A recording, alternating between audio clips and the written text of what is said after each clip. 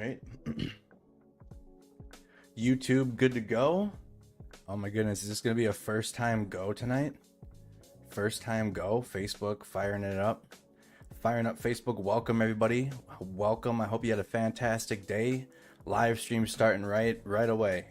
We're starting right away. I hope you guys had a good day, but in the Ukraine, it was another devastating day today. So we're going to be going through that. We have lots of video to go through. There's graphic video, there's war video, but no, 52 were killed today at the train station in Kramatorsk. Hello over there. Hello, everybody. Welcome, welcome. We're going to be going over the war in Ukraine like we have been since day one. Viewer-funded, crowd-funded stream. Thank you guys so much. Not sponsored. Not sponsored, but we are sponsored by the viewer. Welcome. I think I got Facebook out there. Facebook firing it up. Get the algorithms fired up. It was a big day news in Ukraine. It was sad. Another sad day. All right. Audio's good. Let me know how the audio and the video. Check into the stream. Hey, how you doing, Mick? How you doing? Hey, everybody. When do we get the intro again? When we edit it a little better. We got to edit the intro a little more and update it. From Sheboygan, Wisconsin. Good evening. Hello. Is it? I don't think the stream should be good. I mean, if you guys are having issues. Hello. Good evening, Natalie. Good evening. Perfect timing. Just finished mowing the lawn. Hello, hello. So we can just go over the updates really quick, and you can find this in the description of our video. And of course, as always, please react to the stream, spam those reactions, like the video on Facebook, like the video on YouTube. Make sure you're subscribed to the YouTube channel and you are following the Facebook page. All right, so just again, you can follow along in the description of our video, either on YouTube or Facebook. The EU has allocated €1 billion to support the Ukrainian Armed Forces with weapons, and more will come. We will now propose another €500 million to the Ukrainian Armed Forces. Ukrainian people are holding up the torch of freedom for all of us. Russian occupiers hit Kramatorsk railway station with a Tochka-U, where thousands of peaceful Ukrainians are waiting to be evacuated. Report death toll of 50 and around 100 people were injured. Reported death toll was of around 50 and around 100 people were injured due to varying degrees. And actually, we're going to look at a report of that now. I'm going to pull this up. And this is from Reuters. So again, there's going to be graphic video. If there's any bodies on the ground, I'll try to fast forward or click forward through it. We saw enough of it in Bucha. But there is going to be blood and just trigger warnings all around. We're covering the war. But this was an event that happened today, and we're going to be going through it. So this is a report from Reuters about a summarization of the events from today. So here we go. In eastern Ukraine, dozens of people, including some children, were killed on Friday in what the authorities said was a missile strike on the railway station. Many more were injured among the 4,000 said to be waiting to be evacuated away from the fighting. Ukrainian President Zelenskyy was quick to condemn the attack. Ukraine says Russia is focusing its efforts and regrouping in the east after withdrawing from Kyiv's outskirts. Moscow's sights are said to be set on gaining full control of Donetsk and Luhansk, the regions partly held by Russian-backed separatists since 2014. Ukraine said it was aiming to establish up to 10 evacuation corridors for civilians in the east, and for those in the south, like the tens of thousands in the battered port of Mariupol, who remain trapped without power and dwindling supplies. On the ground around Kyiv and in Bucha on Friday was the European Commission President Ursula von der Leyen, offering reassurance of Ukraine's bid for EU membership, but also expressing shock and horror at the alleged war crimes committed against civilians by Russian forces in the town. The whole world is mourning with the people of Bucha, and they are the ones who are, as you said, defending the border of Europe, defending humanity, defending democracy, and therefore we stand with them. That's the president of the European Union, Ursula von der Leyen. So if you're wondering who that is, that's Ursula. She's Ursula von der Leyen, president of the European Union. This important fight. In Borodyanka, less than 40 miles northwest of Kyiv, families have been waiting patiently as diggers search through the rubble of their half-destroyed apartment blocks. President Zelenskyy said the situation there eclipses the horrors even of Bucha, where the alleged killings of civilians by Russian forces have been widely condemned by the West as war crimes.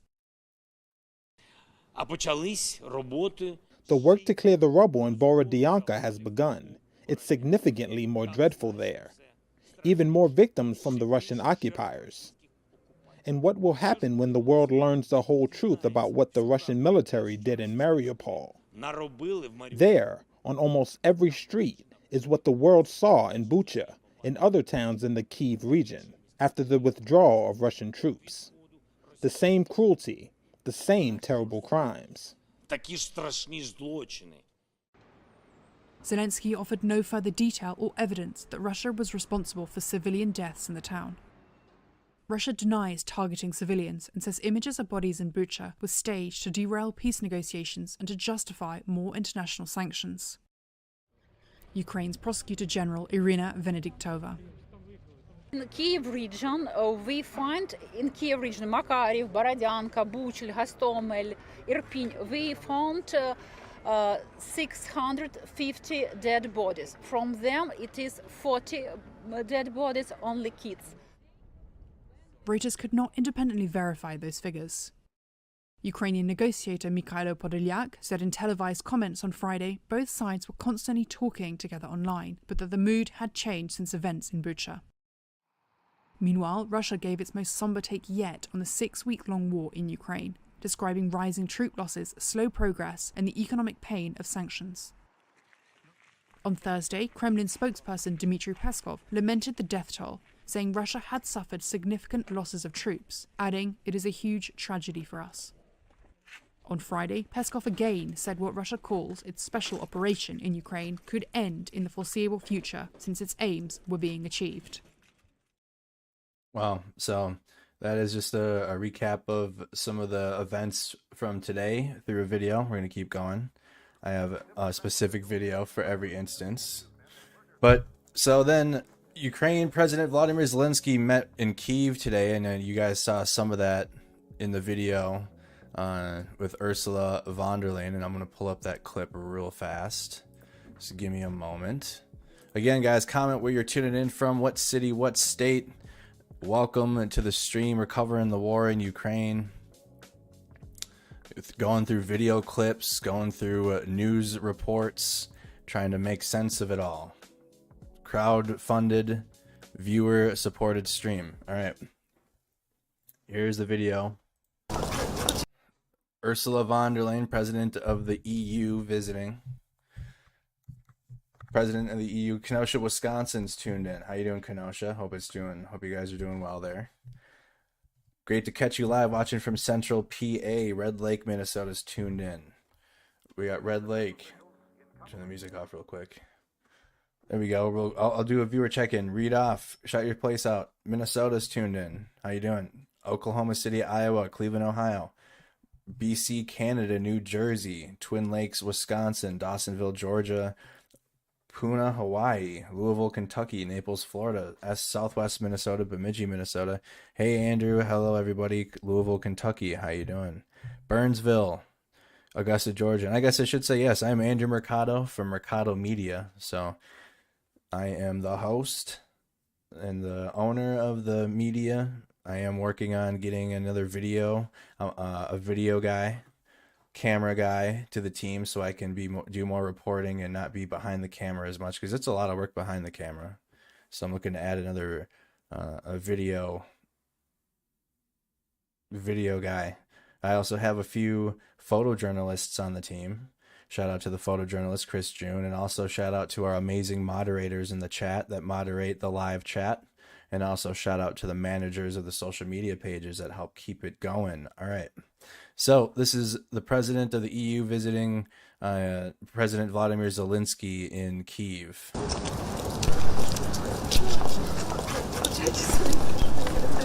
Madam President, you're welcome. What a pleasure to see you. The same, Madam. How are you? Thank you very much. Thank you so much. Thank you that you are Wonderful to see you again. It's been half a year now. Maybe. I don't remember. Nice to meet you. How are you?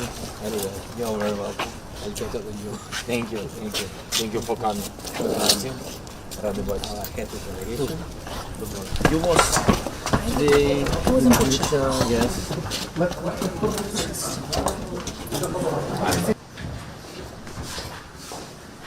Can we have a handshake?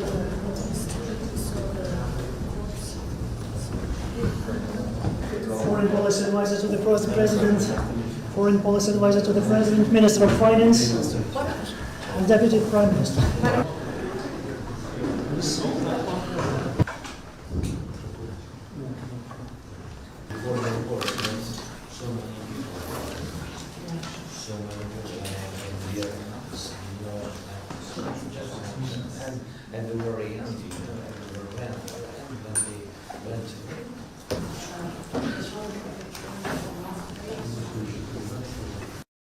All right. Yeah, I know. Did you hear him at the beginning? He's so honest. We can play it one more time, but when she was like, I think we met last year, and he goes, maybe. I don't remember. Anyways, one more time. This is, watch the exchange between the president of the EU, because he's, I mean, understandably, the President Zelensky's like, I mean, he had the famous quote, I don't want to ride, I need bullets. I mean, he's been frustrated with the world, the world organizations. The EU is one of them. NATO, EU, the UN, G7, G20.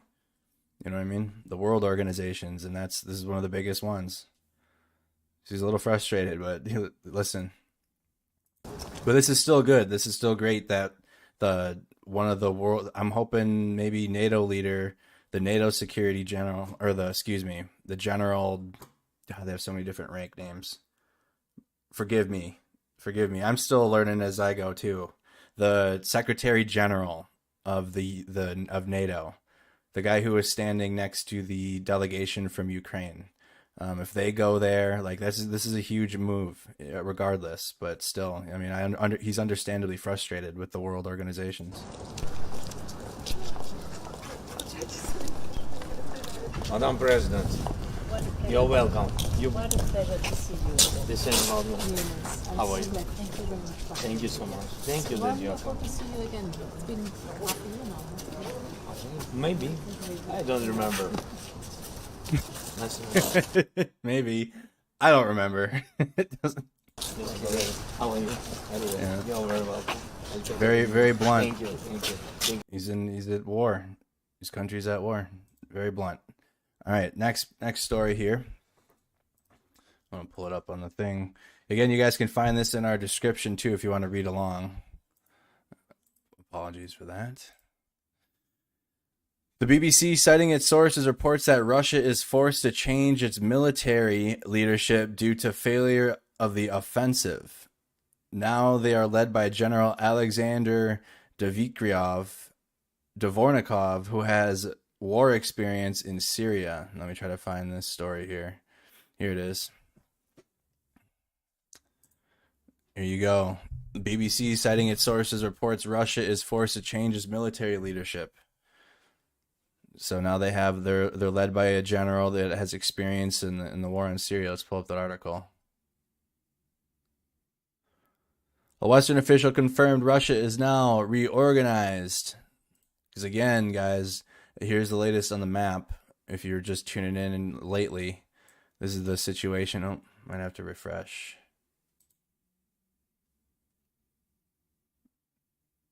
All right, so the Russian military has been pushed to the east, so they're bolstering their troops.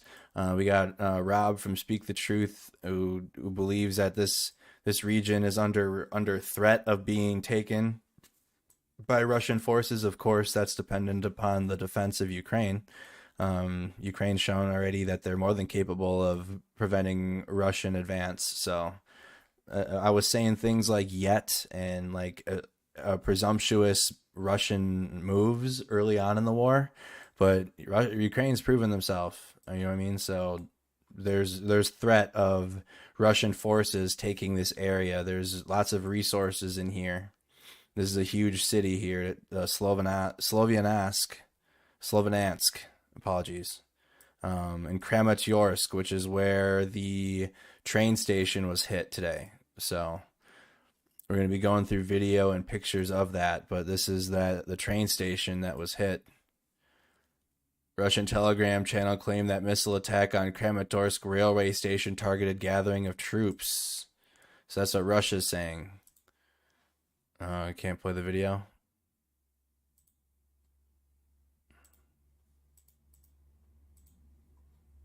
What's going on here? Oh, it's just it's a screenshot of a picture. Here's the ordnance. That was found there. Here you guys go. Kramatorsk, this is the region that Rob has been talking about. I know a lot of you guys tune into Rob from Speak the Truth, right? And a few of our other sources that we've been watching, that this is the area. Let me try to pull it up. Oh, how do I pull up the source here so I can get it separately? There we go. Let me pull it up on the map for you guys. This is Kramatorsk. This is in there. This is in that region. So Rob said, what, 48 hours? He said for this area to move in, because there's a vast amount of Russian forces in this region between Kharkiv and Kramatorsk. There's a lot of Russian forces in here, a lot. And so, and all the Russian troops that were up here to the northeast and to the northwest of Kyiv are now over here.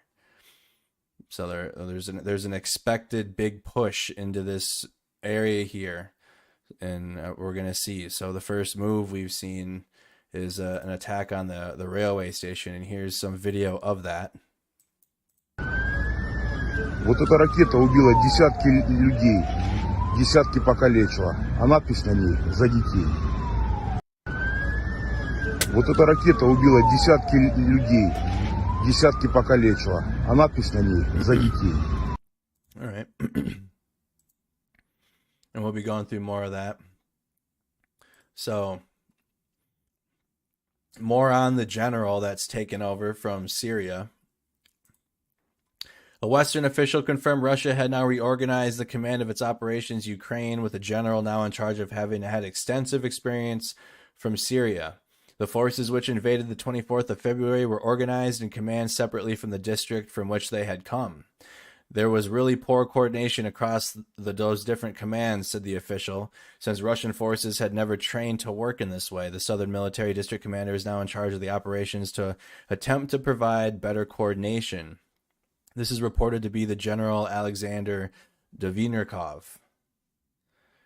That particular commander has a lot of experience of Russian operations in Syria, so we would expect the overall command and control to improve, the official said. In terms of timing, the Western official thought that political imperatives might take precedence over military priorities, and Russia pushing forward to get some kind of success ahead of 9 May, when the country marks victory in World War II. And guess what day it is in Ukraine now? It's already the 9th of May. It's a significant day. Russia's pushing forward to get some kind of success ahead of 9 May, which would be along the same timelines that our sources have been telling us for this region, that they need to take this, the Russian forces need to take this region for a victory. They're making moves to at least attempt to do so. There's a tension between the military logic of getting there, let me try that again. There's a tension between the military logic of getting the force properly set for reinvigorated Russian operation into the Donbas, potentially using more appropriate tactics and learning some of the lessons from the disastrous operations largely so far, against a political imperative to actually get on with the operation and move quickly. Let me see, their blitzkrieg tactics haven't worked thus far. You know, their quick movements. Yeah, and Ukraine forces are for sure embedded into here. They're locked in. They're getting likely even more reinforcements over here now that we're up here in Kyiv, or near Kyiv. They're going to be moving this way.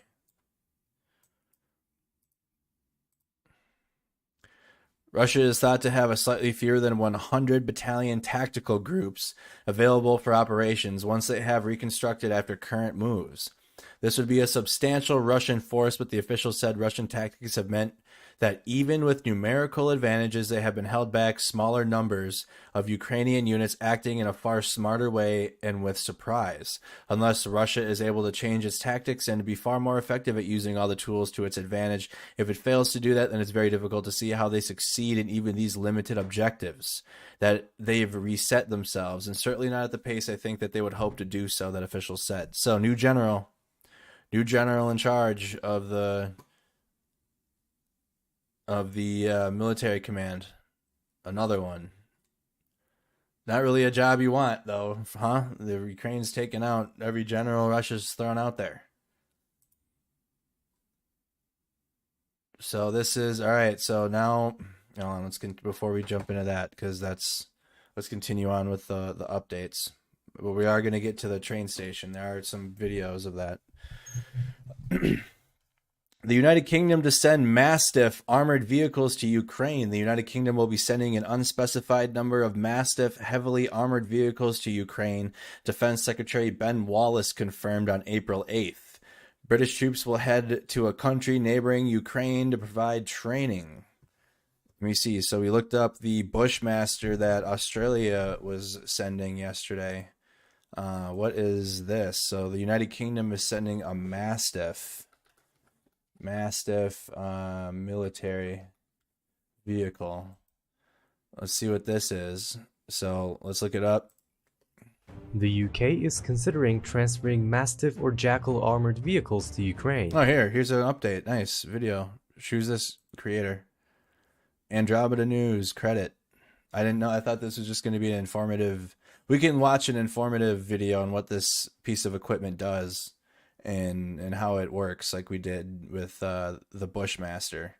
But I guess here's a video update on this. The UK is considering transferring Mastiff or Jackal armored vehicles to Ukraine. According to The Times, the Ministry of Defense is considering sending over protected patrol vehicles. The Jackal vehicle, which may be employed for reconnaissance or a long-range patrol, is another possibility. According to the media, officials of the British Army would be sent to a nearby country to complete training.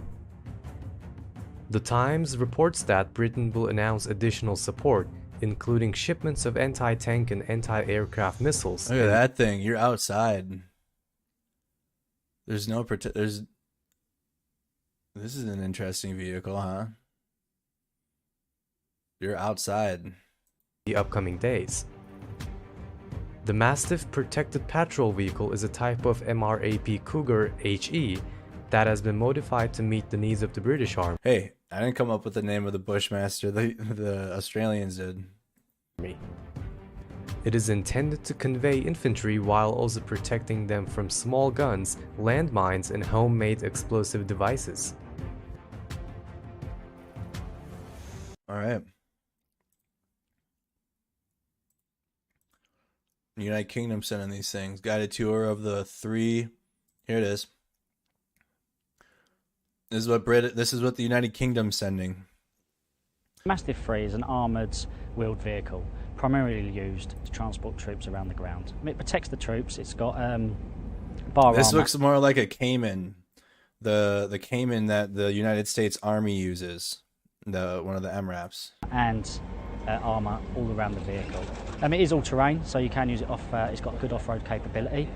Six-wheeled. Obviously, you can use it in all six-wheel drive or just the normal sort of two-wheel drive. The main difference is this vehicle has got 2 doors at the front as well, which allow you extra access in and out, and you've also got 2 hatches in the back of the vehicle. This is how you know how you guys see Russia using wood logs and other various items to protect their vehicles. No, these are the actual cages that protect against the RPGs. We have them too on our vehicles in the United States Army. To allow you to get out. This looks just like This looks just like our Cayman. The inside looks similar too. We got any U.S. Army veterans in the chat, or any veterans in general? Comment if you're a veteran of any military. Comment what you served, your years of service. We have an awesome veteran community that's been tuned in day one, helping helping me in the chat sometimes with some questions. But this looks very similar to the Cayman MRAP. Okay, what's in front of me is the rear of the vehicle. Okay, there's 8 seats in the rear. 7 are for passengers, 1 is for the top cover. The top cover is just here, and he will stand on the platform there, and he will basically give a 360 overview. You get a platform to stand on. I can't remember if ours had a platform. I don't think ours had a turret up there though. It had a crow system, so the passenger used a computer system and operated the crow with the Xbox 360 controller. I can't remember if ours had a turret or not. He's got a traversing unit there, which allows him to motorise around 360 degrees. And any information that he needs to give to the commander or the driver is done via headset. The Mastiff 3 is fitted with the 4-point harness. It used to be fitted with a 2-point harness, but it's been found that the 4-point harness keeps you into the seat a lot more securely. So we're not getting so many injuries if there is an IED attack or anything like that. The actual harness itself has a simple buckle system in the middle, 1 twist, and it'll undo all 4 sections. For whatever reason the buckle system is broken, every seat is also fitted with a cutter. Simply put it into the strap, pull it across, and that will release you from the seat. The camera system that is used on the vehicle is called a STU. That is the screen in front of us now. The STU stands for Situation Display Unit. Okay, it's connected to 6 cameras around the vehicle, 2 on the rear, 2 on the front, 1 at the back. And the one at the front is called a TISWA, Thermal Imagery Sensor Wiper Assembly. Generally, because of tactical situation, you ain't going to be driving around with your lights on. So you'll use that with the IR illuminators around the vehicle, and this allows you to drive at night. Driver and passenger, I'd say, were more comfortable, but it's not uncomfortable in the back either. And obviously it's there for a purpose, so how comfortable it is isn't really your main priority. The Mastiff 3 is a great bit of kit. It's allowing us to do our job on the ground, and all the other lads that have been using the kit have 100% confidence in it. All right, so that's what's going. United Kingdom sending those. I mean, we saw yesterday that the Australia is sending the Bushmaster vehicles. All right. Continuing on. Mayor, Russian troops shot 132 civilians in Makariv. Makariv head Vadim, Tokar said that 40% of the town was destroyed by... got the hiccups tonight. 40% of the town was destroyed by shelling. Makariv, a town of 10,000 people 50 kilometers west of Kyiv, was liberated by the Ukrainian Armed Forces on March 22nd. EU official Slovak Prime Minister visit Bucha. Ursula von der Leyen, Josep Borrell, and Slovak Prime Minister Edward Heger visited Bucha on April 8th. Borrell said earlier that the European Union would allocate 7.5 million euros to investigate alleged war crimes in Bucha and other cities. Conflict intelligence team, missiles hitting Kramatorsk train station presumably launched from Russian-occupied Donbas. According to CIT, the missile was launched by the Tochka-U ballistic missile system, allegedly from Shakhtarsk, occupied by Russia since 2014. Al Arabia, Russia, Ukraine willing to hold talks in Turkey. A Turkish official told Al Arabia news outlet that both Russia and Ukraine are willing to hold talks in Turkey, but they're far from agreeing on a common text after Russia massacred Ukrainian civilians in Bucha. And I'm sure the railway station today in Kramatorsk made those efforts even worse, or strained those efforts even further. United Kingdom imposes sanctions on families of Putin Lavrov. British assets of Vladimir Putin's alleged daughters, Katerina Tikhanova, and Maria Vorontsova, as well as the possessions of Sergei Lavrov's daughter, Sergei Lavrov's daughter, are frozen, so they were all under sanctioned. They are banned from entering the United Kingdom. So Putin and Lavrov and then their daughters are banned. All right, so that was the latest update in general. Now let's hop into some video from the day. You guys can find this on our page, and then we're going to hop into our list, which you can also find from all of the coverage. And we're going to be going into the day's video clips and updates, so you don't just take my word for it. We source it all. It's all sourced, and I show it on the screen too, so it's not just coming out of my rear. I'm not making it up. Let's start from where we left off. upper house of the U.S. Congress supported a bill banning the importation of any energy carriers from Russia. According to the U.S. Senate, the vote was unanimous. All 100 senators from both parties approved the ban. Also, thank you everybody on Facebook that sent stars. Thank you to everybody on YouTube that sent super chats and super stickers. Thank you everyone. They really do help, and they add up and help support the page and YouTube channel. I turn off the monetization so I don't get any ad revenue at all. It's not a thing for us. For the first time in a long time, residents of the liberated Ivankiv, Kyiv region are getting in touch with their relatives thanks to Starsky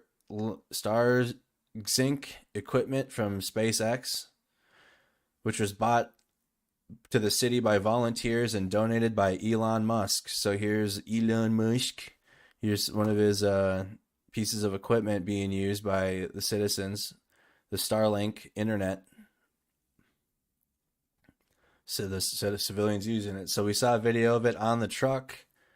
Now we're seeing civilians actually using it and implementing it.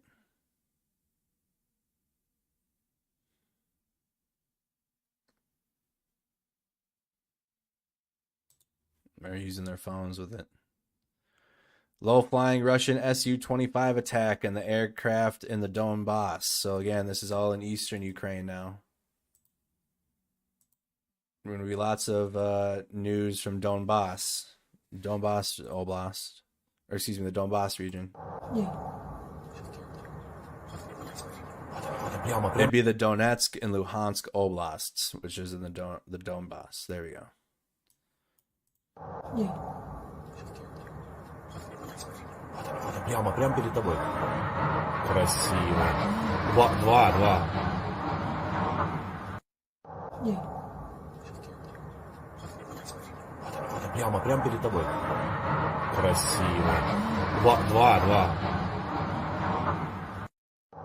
All right. Video of what looks like incendiary munitions used by Russian forces near Popasna. Where's that? These are eastern Ukrainian cities now. Like I said last night, I don't know if you guys tuned in. We're going to be looking up a lot newer cities in Luhansk. Popasna. So here's Luhansk, and then Donetsk, and Popasna. So this is in this town now. In Popasna. Sorry, very loud. So increased, we're seeing right now, just based off of a few videos and activities, we are seeing confirmed efforts of increased Russian activity in that region.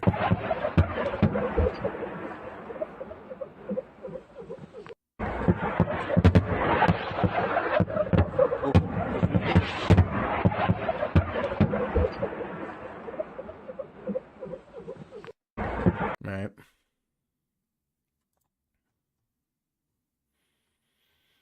What do we got? European Commission President Ursula von der Leyen condemned the barbaric attack on the train station in Kramatorsk, and I do want to warn y'all, I've been warning you for a little bit now, we are going to watch a couple of the clips, and I will fast forward through as much as I can, but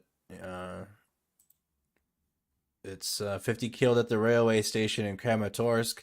Russia fired a missile at the facility full of civilians getting evacuated from the war just because it can, and because we don't have enough means to make Russia stop firing missiles against us. This is from Ilya Ponomarenko, one of the big reporters out of there. Our governor, 50 people, including 5. Thank you so much, Leah. Thank you for that. Governor, 50 people, including 5 children, killed in a Russian attack on Kramatorsk train station, according to the Donetsk Oblast governor, Pavlo Krylenko. 98 killed, including 16 children, were hospitalized. Here's a picture. Terrifying. This is one of the images of it. The aftermath.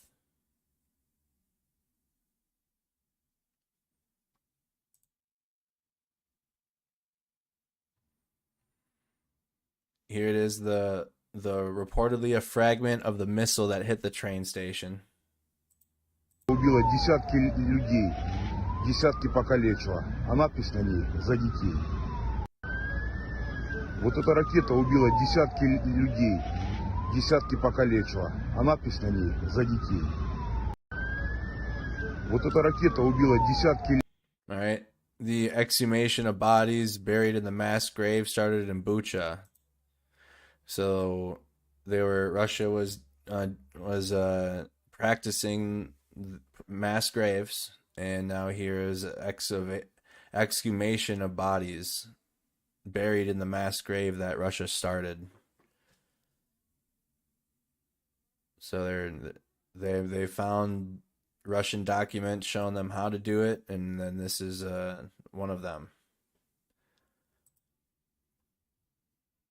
About 700 people have died in Chernihiv since the beginning of the war. This was reported by the mayor of the city of Volodymyr Atroshenko. According to him, these are both military and civilians.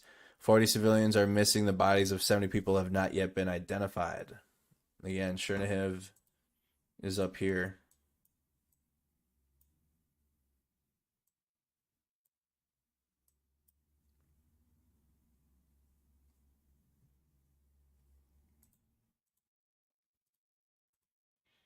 About 700 people have died in Chernihiv.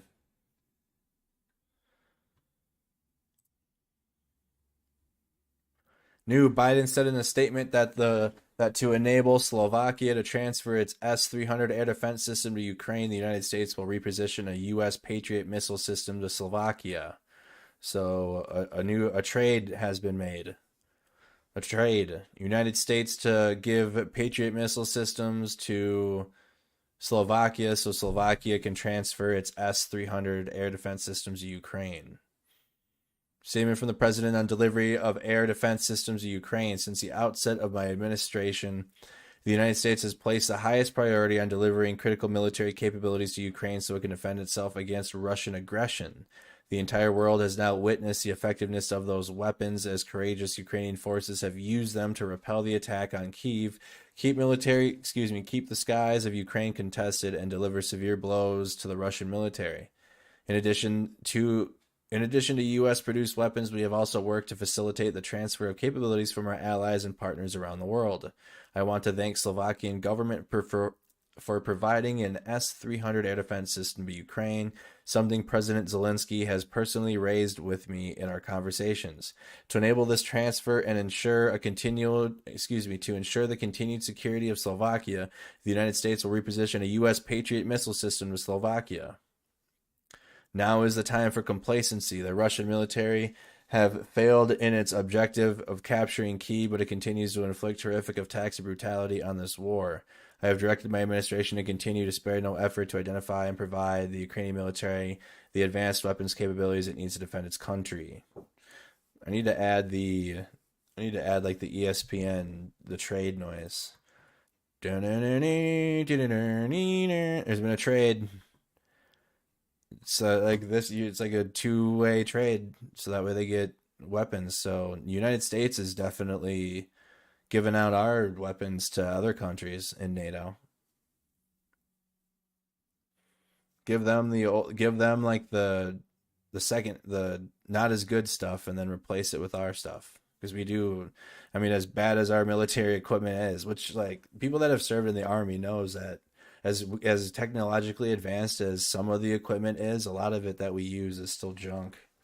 But they are phasing out a lot of the old vehicles. A lot of those old Detroit diesel engines, which I don't know. Those are reliable for a bit. But a lot of the vehicles have Cat engines now. I mean, the Humvee's been phased out since I got out.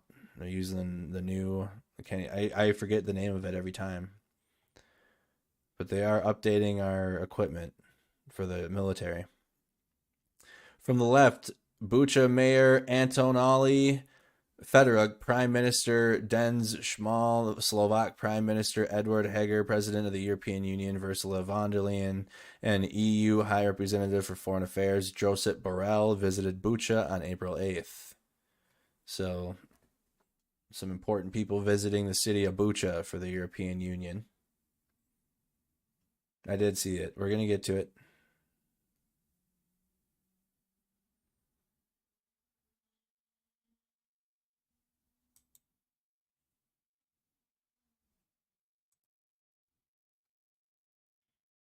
Temporary bridge over the Irpin River and Irpin in the Kyiv region is almost ready and will finally restore normal road connection to the city. Wow.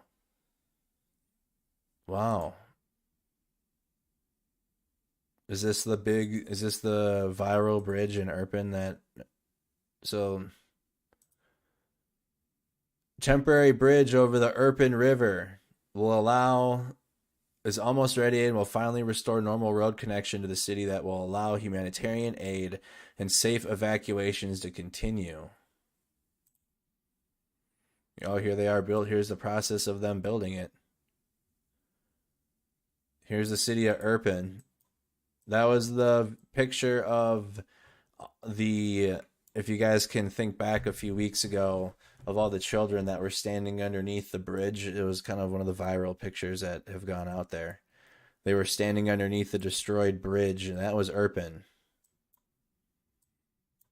All right, here it is in the map.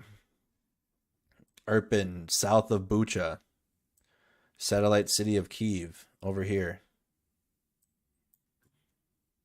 So they built a temporary bridge just to allow some humanitarian aid to drive across.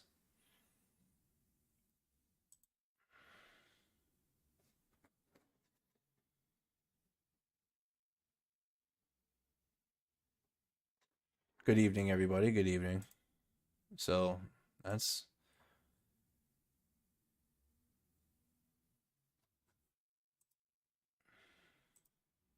good news. Able to get some vehicles across there now. Thank you, Maria, for the 50 stars. Thank you so much. U.S. not buying Russia's denial about launching the SS-21 short-range ballistic missile at the train station in eastern Ukraine, killing dozens, says a U.S. senior official. Well, of course not. Why would you? There's absolutely no reason to believe a single word Russia ever says, ever. There's never been a reason. Biden, the president of the United States, said the attack on Ukrainian train station is yet another horrific atrocity committed by Russia, striking civilians who were trying to evacuate and reach safety. So Biden made a statement on it. The Russian UAV Orion strikes equipment of Ukrainian forces, location unknown. Going through the timeline of events from today. Right on the road. Looks like a tank there. Watching from West Virginia, been with you since the Porta-John, dude. That was a while ago now. Damn near 2 years ago now at this point. Almost 2 years ago. Clip, Azov fighters in Mariupol fighting against the Russian forces. So, city of Mariupol, you can tell these are the Azov videos because they got the azov.org .ua under their videos. Mariupol's down here. City hasn't been taken yet. I don't know. I keep saying yet, but it's like Ukraine's been holding it fine. Just the whole city is devastated with artillery. It's war torn. Just a big war zone now. The city has turned into just a war zone city.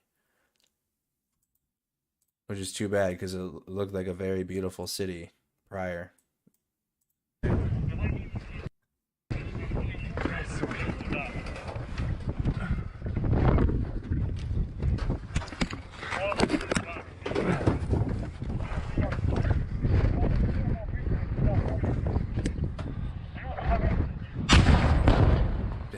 Уничтожил! He hit the tank right there.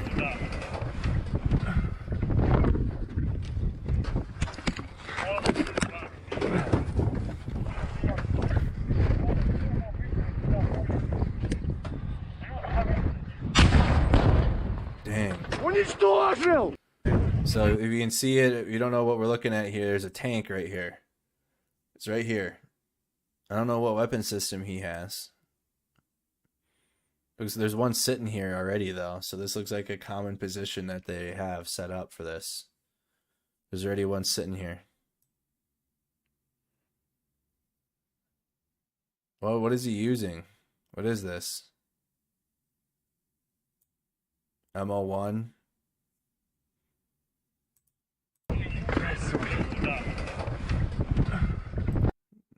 You know, what's this in the chat? And there's a tank. If you want to focus your eyes here now, I'll play it through.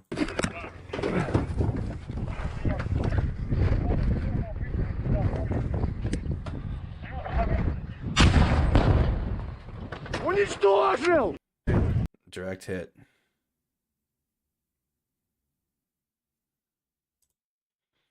All right. Okay. Hold on. There is really no other way to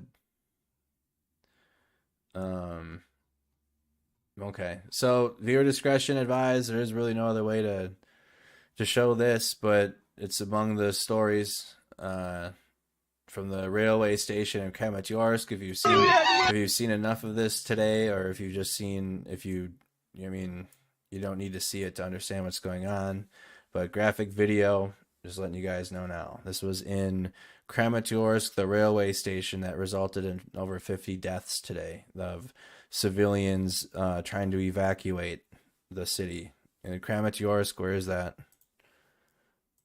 Really quick. Right here. This is Kramatorsk.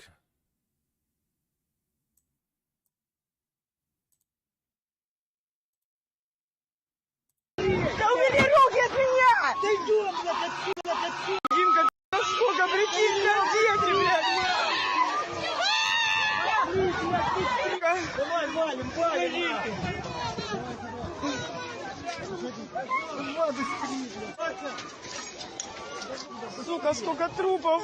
Там дети! Одни дети, Вася!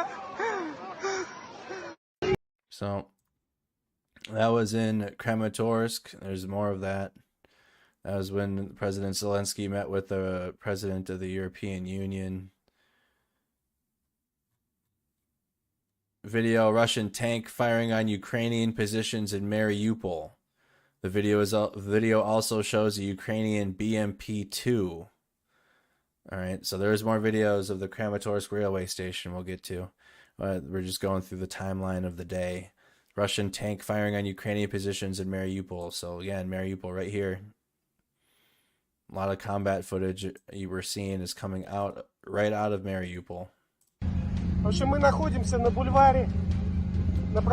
Russian video.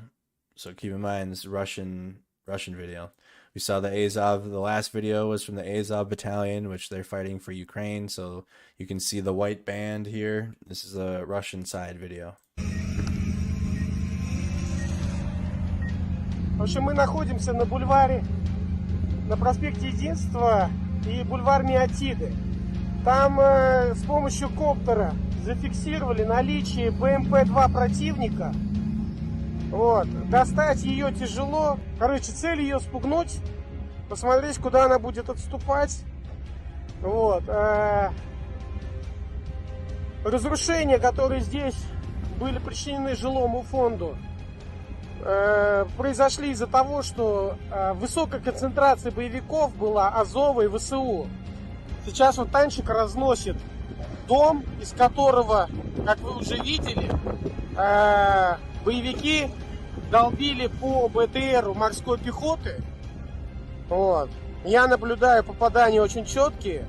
Покажем это в эфире попозже, когда продвинемся еще дальше. Вот. А пока работаем. So he's got the joystick controller. Russian tank firing on BMP positions in Mariupol. I wonder if Rob Lee we'll go through Rob Lee's timeline. We just shared this. These are clips that we share along through our day, but Rob Lee will tell us what system he's using. We'll get to it. So clip: Slovakia's Ministry of Defense of the transfer of its S-300 PMU air defense system to Ukraine. So Slovakia is sending this thing to Ukraine, and then we're sending Slovakia our Patriot missile systems. A part of me is like, that sounds like just a way to get some U.S. Army, you know what I mean, United States military equipment into, you know what I mean, getting some U.S. military equipment over there set up. don't know. We'll see.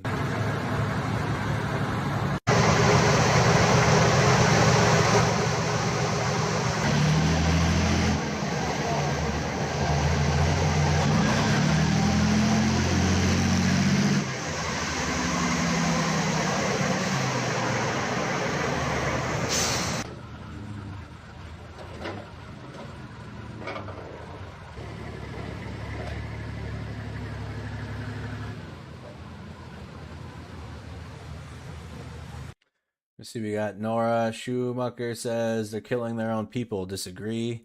Hello, Andrew. Everyone listening. Blessings from Kermit, Texas. So sad for the innocent people. Prayers to all. Thank you, Mana57.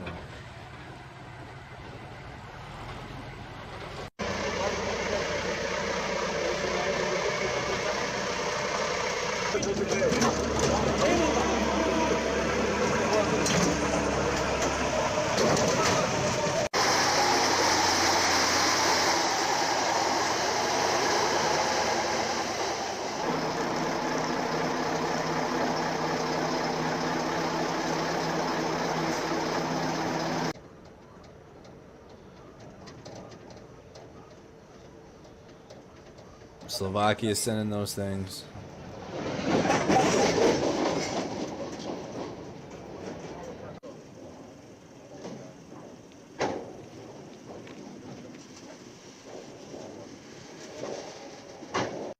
All right. What are the, let's look up that system quick.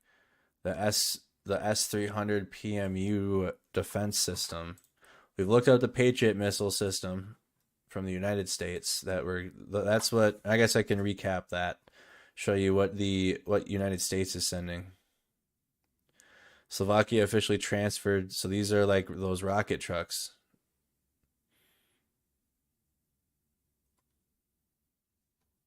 Slovakia. Russia has these things too.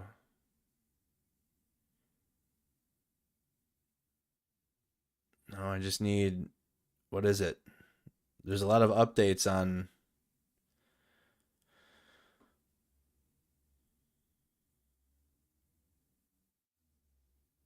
Here it is, the Russian S-300. So, okay.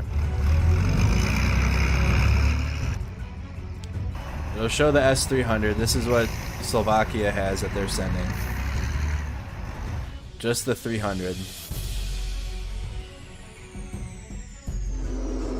So this is the S-300 here. This first one. This is what Slovakia is sending.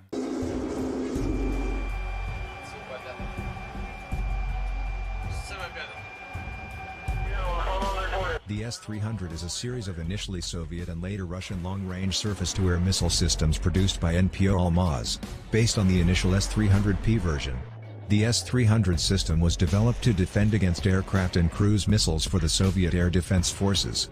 Subsequent variations were developed to intercept ballistic missiles.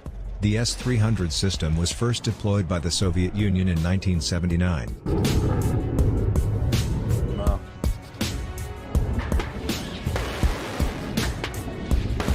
Damn.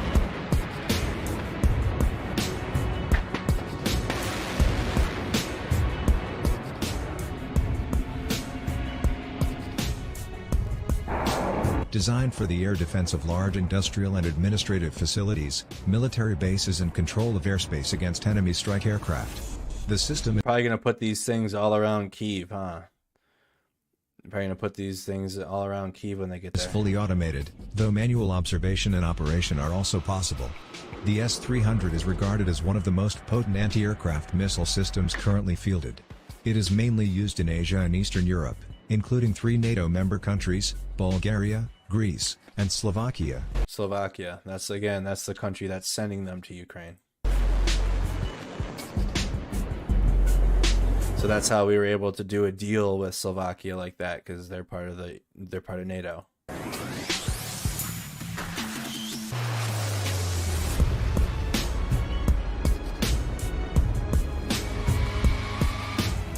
All right, we don't need to see the S-400. But that's what Slovakia is sending, and then really quick, here's what we're sending in exchange, because it's a deal. U.S. Patriot songs. U.S. Patriot missile defense system.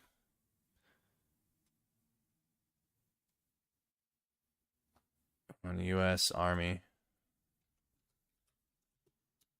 Oops. Where is like the old instruction videos? Inside look at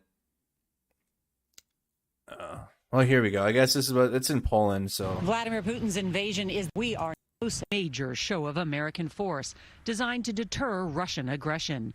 I don't want to watch it through CBS though.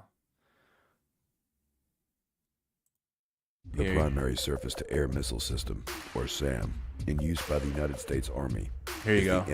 Here's more of an instructive video. They have some music with it, but it's better than a CBS report. The air missile system, or SAM, in use by the United States Army, is the MIM-104 Patriot.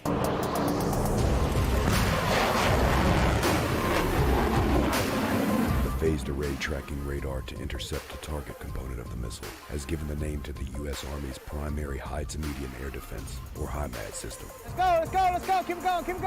Having been tasked with the Army's anti-ballistic missile system as its primary mission, the Patriot uses high-performance radar and an advanced aerial interceptor missile to destroy enemy aircraft and weapons.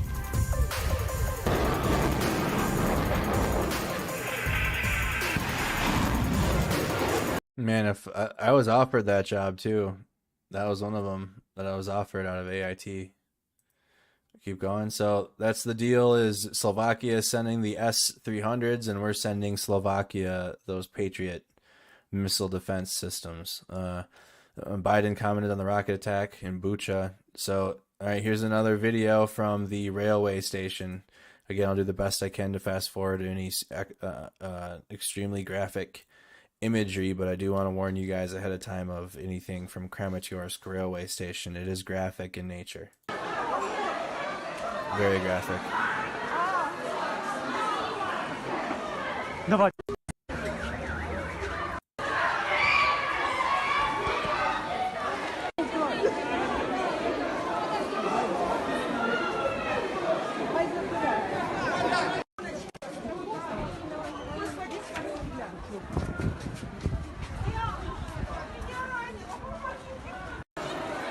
So I fast forwarded through that. It was gonna pan. There's bodies on the ground out there. Let me see that.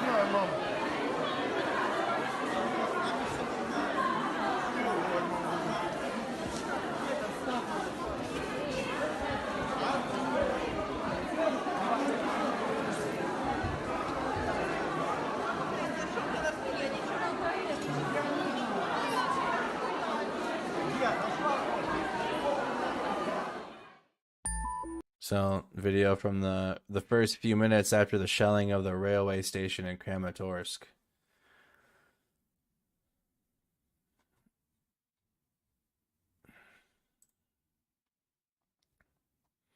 Here's more.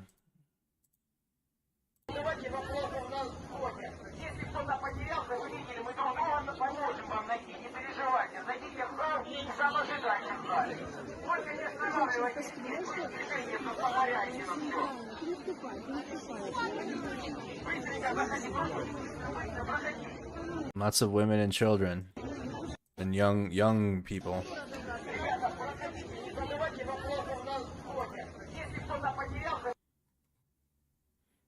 Again, here's a synopsis. Here's a synopsis of the day from Reuters, 3-minute video. Friday, in what the authorities said was a missile strike on the railway station.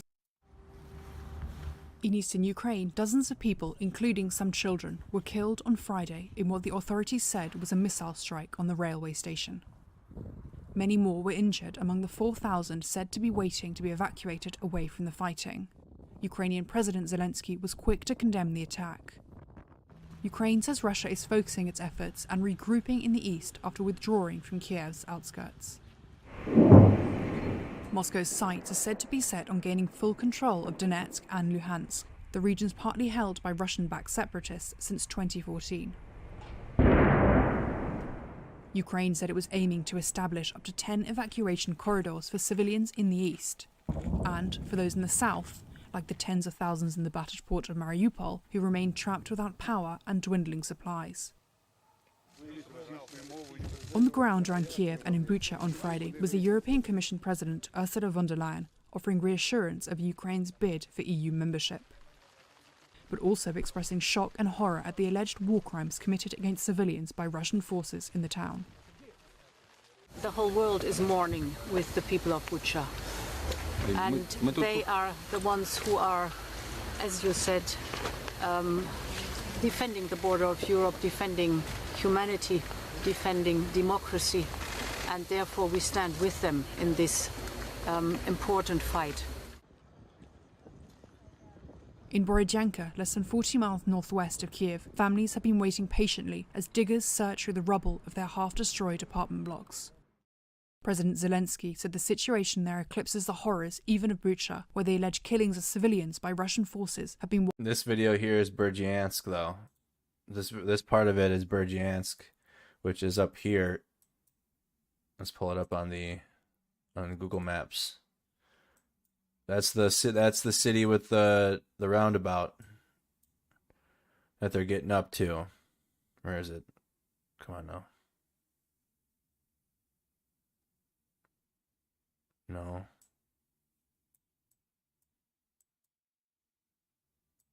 Oh, where is it? Come on now. Oh my goodness.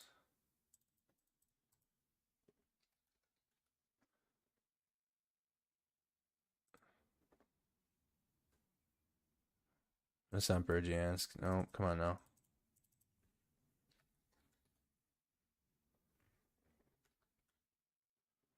Berdyansk Lane. No, where are you on the map? Why can I not find it right now?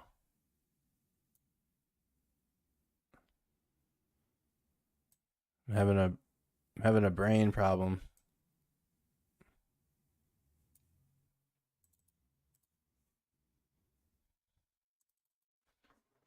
One second. Berdy.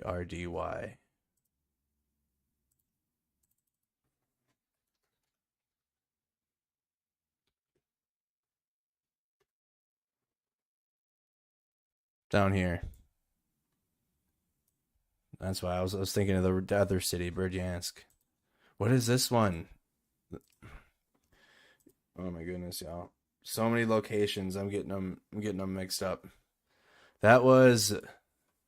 Hold on. Let's go to John. Let me get you guys the correct information here.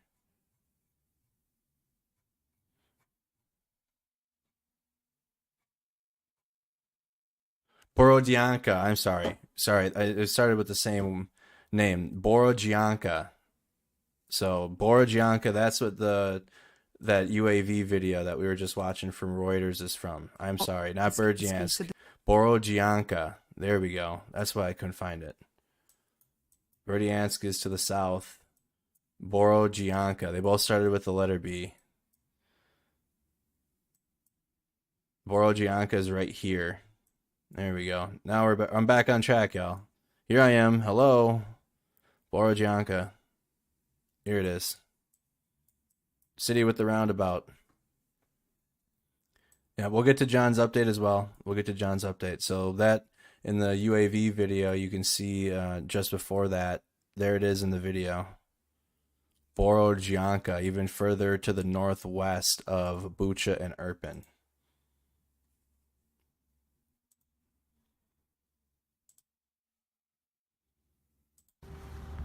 In eastern Ukraine, dozens of times. President 40 miles northwest of Kyiv, families have been waiting patiently as diggers search through the rubble of their half-destroyed apartment blocks. President Zelenskyy said the situation there eclipses the horrors even of Bucha, where the alleged killings of civilians by Russian forces have been widely condemned by the West as war crimes. The work to clear the rubble in Borodyanka has begun. It's significantly more dreadful there. Even more victims from the Russian occupiers. And what will happen when the world learns the whole truth about what the Russian military did in Mariupol? There, on almost every street, is what the world saw in Bucha and other towns in the Kyiv region. after the withdrawal of Russian troops. The same cruelty, the same terrible crimes. Zelenskyy offered no further detail or evidence that Russia was responsible for civilian deaths in the town. Russia denies targeting civilians and says images of bodies in Bucha were staged to derail peace negotiations and to justify more international sanctions. Ukraine's Prosecutor General Irina Venediktova. In the Kyiv region, we find in Kyiv region Makariv, Borodyanka, Buchel, Hostomel, Irpin, we found 650 dead bodies. From them, it is 40 dead bodies, only kids. Reuters could not independently verify those figures. Ukrainian negotiator Mikhailo Podolyak said in televised comments on Friday both sides were constantly talking together online, but that the mood had changed since events in Bucha. Meanwhile, Russia gave its most somber take yet on the 6-week-long war in Ukraine, describing rising troop losses, slow progress, and the economic pain of sanctions. On Thursday, Kremlin spokesperson Dmitry Peskov lamented the death toll, saying Russia had suffered significant losses of troops, adding, "It is a huge tragedy for us." On Friday, Peskov again said what Russia calls its special operation in Ukraine could end in the foreseeable future since its aims were being achieved. All right. Hi everyone, Operator Starsky. All right, video from Operator Starsky from April 4th. He did a Q&A. He's in the National Guard there. He's part of the National Guard currently stationed in Kyiv. So this update was from 4 days ago, but he might provide a few updates. Small Q&A for you guys since there were hundreds of your questions. I decided to make a bunch of videos answering 10 of them in every episode. Is there a newer one? This is from day 40. Day 43 is short update. So I got to add him to our updates list. Starsky. Operator Starsky on YouTube. So this is from a day ago, day 43 update. Good day. So right from the ground, he's in the National Guard there in Kyiv. Right from him. Hey everyone, Operator Starsky here. So we've been working with CBS News recently, and those are great guys who told our story of my brigade that broke the plans of Putin to capture Hostomel, and you can see that story over here. It's been a real pleasure working with them, and of course I must mention that I wasn't the only one shooting at those helicopters that were attacking our base. Of course, whole brigade took part in it, including our conscripts that killed almost a platoon of professional Russian airborne troops. I think that a bit later you will have an opportunity to see the whole story. I received some comments regarding the Microsoft Flight Simulator that has been released recently, like 2 years ago, and as you probably know, I'm a huge fan of aviation, and the guys asked whether I was playing this game recently. No, I didn't play since February the 24th, but I managed to rescue my laptop. Actually, I rescued both of my laptops from the base during the attack. Of course, I'm a greedy Ukrainian. I'm not gonna just, leave all my stuff to Russians. One of those laptops I use specifically for creating video. It was an old Apple MacBook Pro, late 2011, and it survived Revolution of Dignity, as much as 5 deployments on the East and this attack on Hostomel, but unfortunately it said I had enough and started dying, but due to you guys I was able to buy a better laptop and a better camera in order to do my duties of a press officer and of course create better blogs. We've had some great find near Hostomel. Russian Orlan UAV has been brought down by Ukrainian Armed Forces. It's completely intact, it's working. And here you can see a Russian Orlan UAV airplane.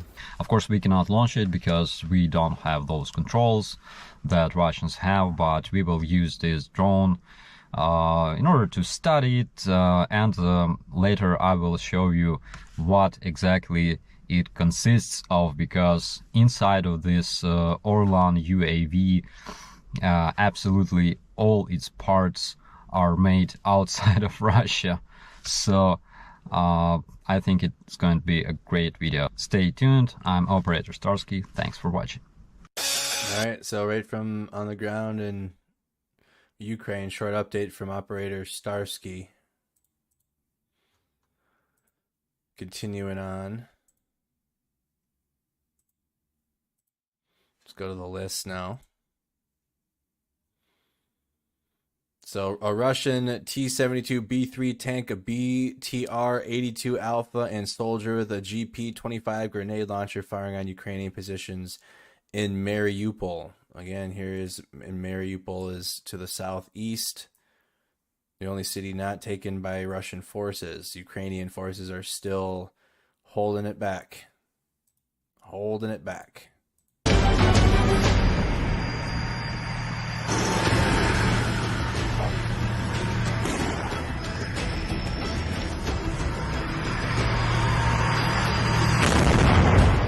Волгами во двор накидывай, брат!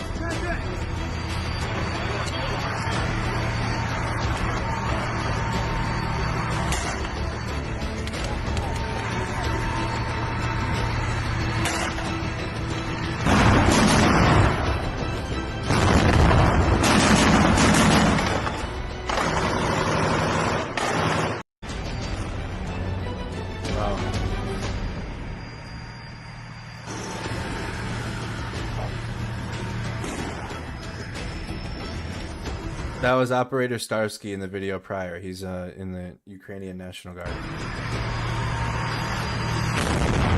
Волгами во двор накидывай, брат!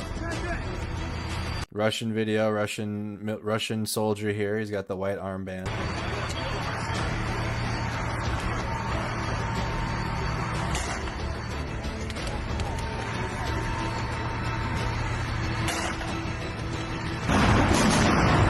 What was that guy shooting at right there?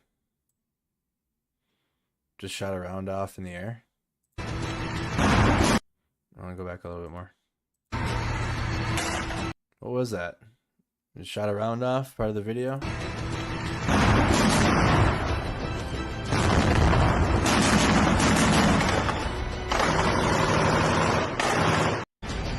Alright.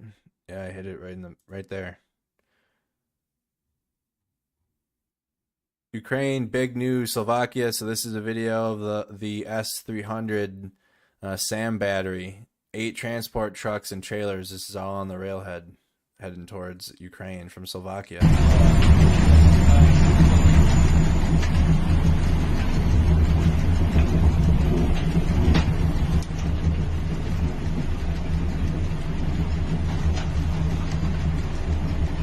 Grenade launcher. Y'all saw a grenade launcher on it? Okay.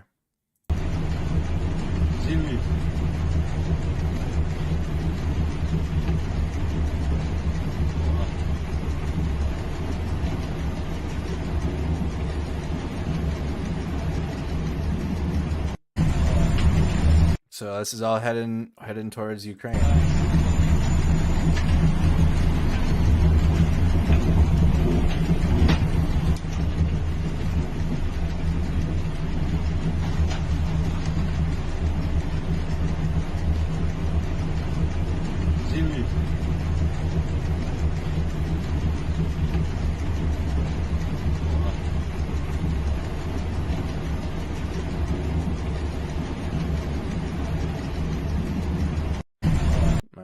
Keep going. Video of a Russian tank targeted by Ukrainian forces. The secondary explosion is likely the result of the ammunition catching fire. Let's just go through Rob's the war footage from the day. Let's look at the newest one and just go down the list. Captured Russian Tiger vehicle. Rob posts the military updates. Такі трофеї з Оркляндії. Передавайте мразі ще. These might be their most updated vehicles they have. This is what it looks like inside. A lot of ammo boxes there. Ми знайдемо використання.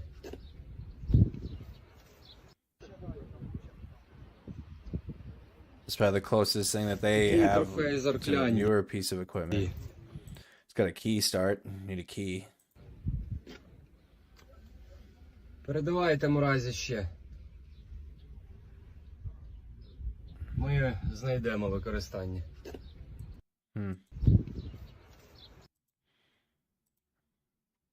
Captured Russian Tiger vehicle. And then this is video of a Russian tank targeted by Ukrainian forces. The secondary explosion is likely the result of ammunition catching fire. Hey, how you doing, Ryan?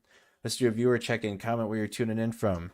What city, what state? I am Andrew Mercado from Mercado Media, independent journalist, U.S. Army veteran. I served in the Army from 2012 to 2020, both active duty and in the Army Reserves here in Minnesota. I was stationed in Alaska for 4 years with one tour to the Middle East.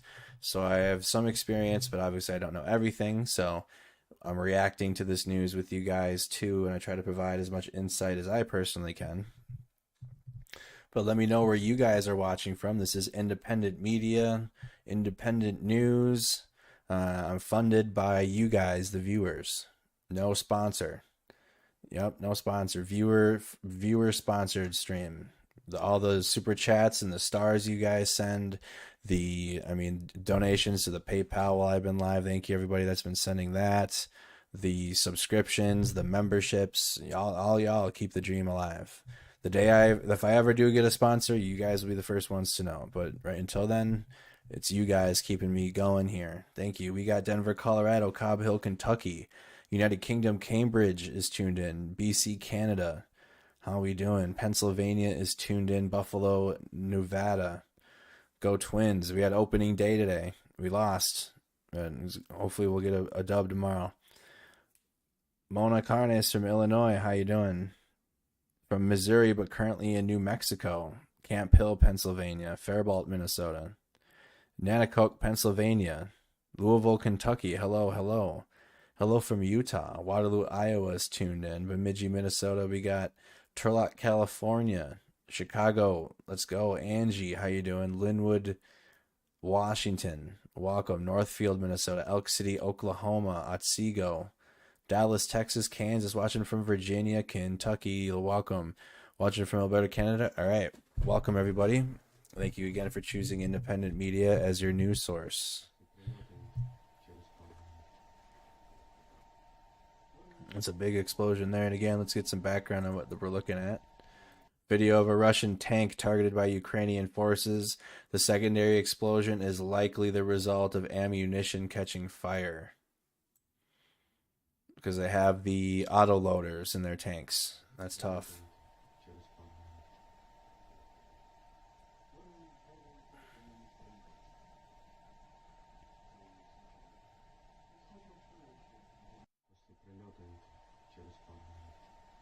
Dang.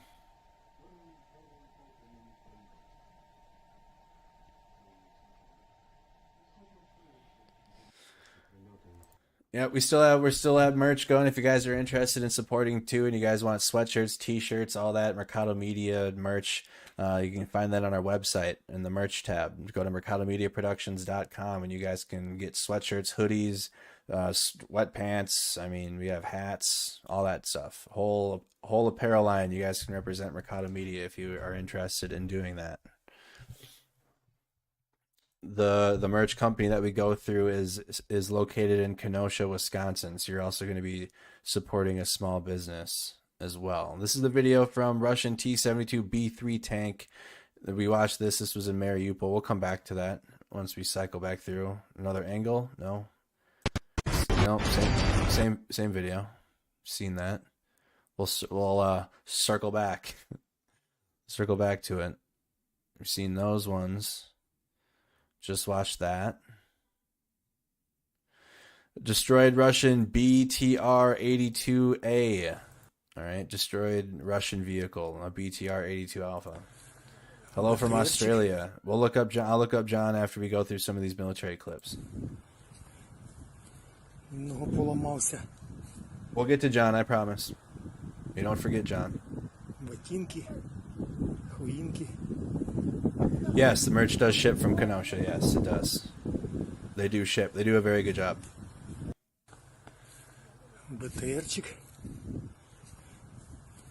Немного поломался. Ботинки.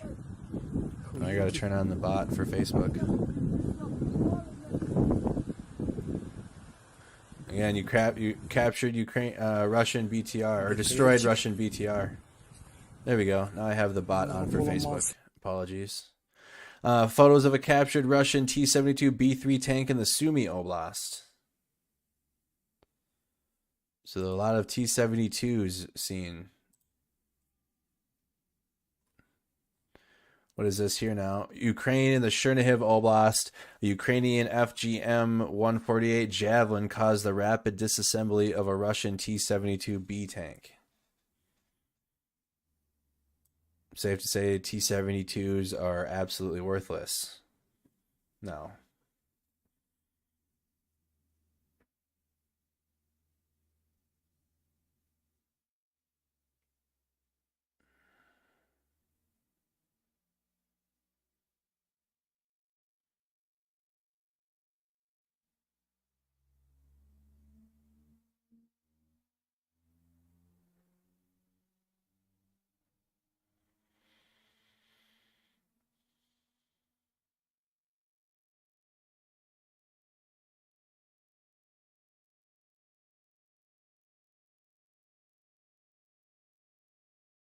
Parts are scattered through the fields.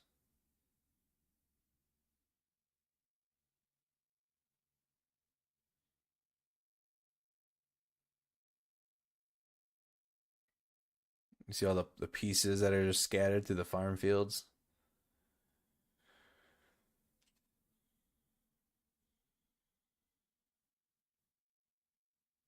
Wow. Look how clear the video is. I mean, it's not the best of quality, but still, that's even really good quality from a drone.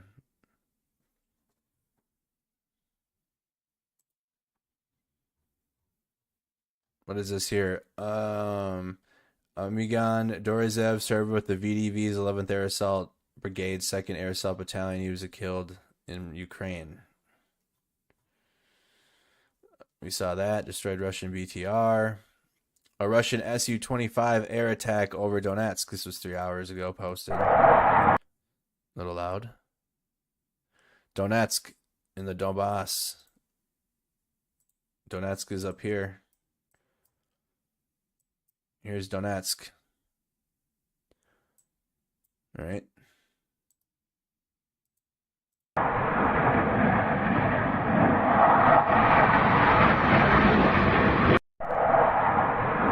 Hey, let's go. Thank you, Christine. You said the $1 train. Thank you. 99 cents. Thank you so much.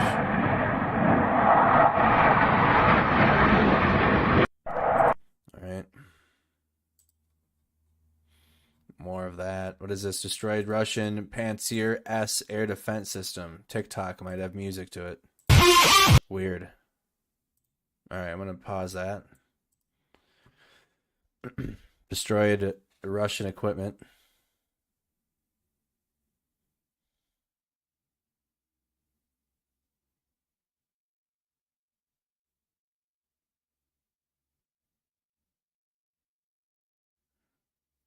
Common visual. Farmers taking TikToks of the destroyed Russian equipment in their farm fields.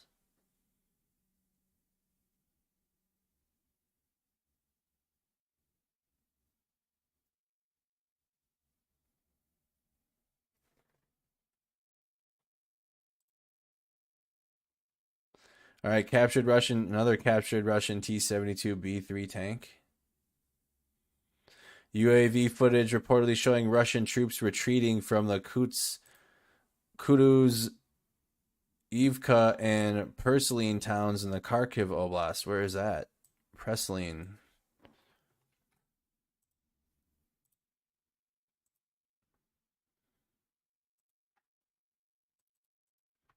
Also, make sure you guys like the video if you haven't. Spam the reactions on Facebook.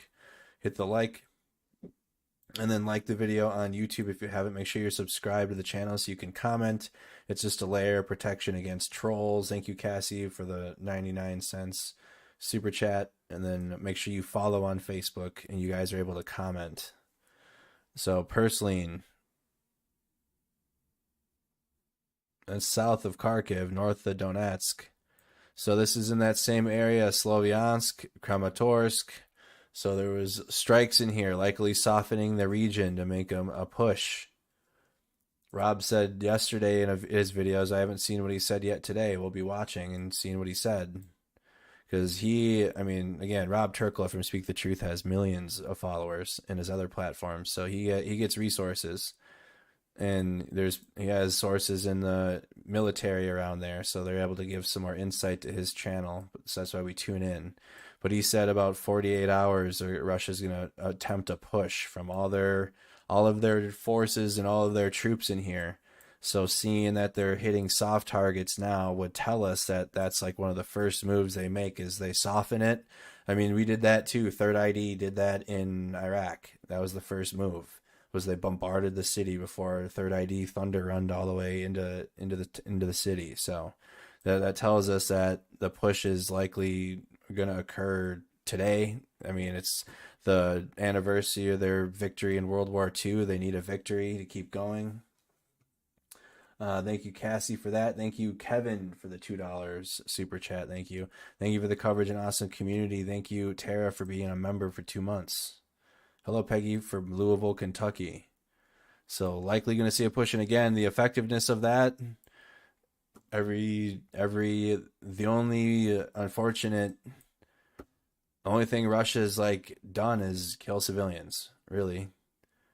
Have we seen any reports of mass losses of Ukrainian troops? No. Russia's devastation is through a war of attrition, through killing civilians and devastation. So that's 3 targets that they hit so far in this region here. Troops retreating. So some counteroffensives from the Ukrainian side.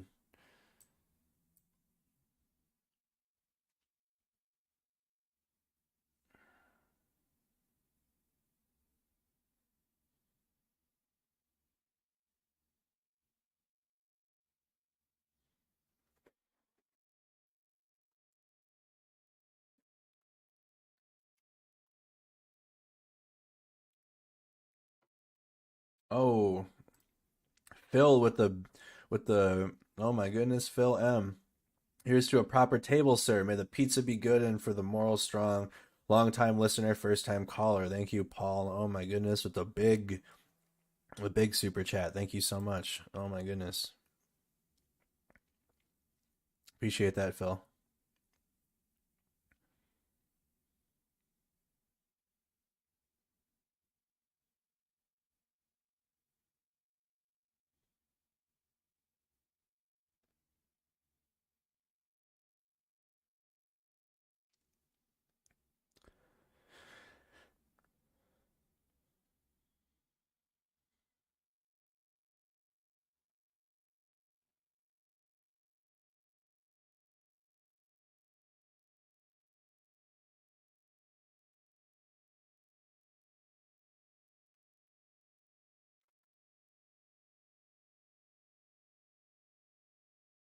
So here's some soldiers in the trench right here. Like I said, y'all, I've been saying it for a few days. This is in conventional war. I'd be deathly afraid of the sky now. A lot of me. I mean, NATO's given Ukraine tools and whatnot, but I feel like we're getting to see that. It's kind of like terrifying. Look at you can see him. It's still kind of a little blurry, but the fact you can see two people standing there pretty clear. Oh, there, and it's going to zoom in even farther.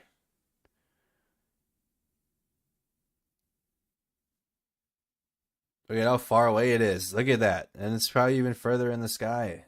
Look at this. No hiding.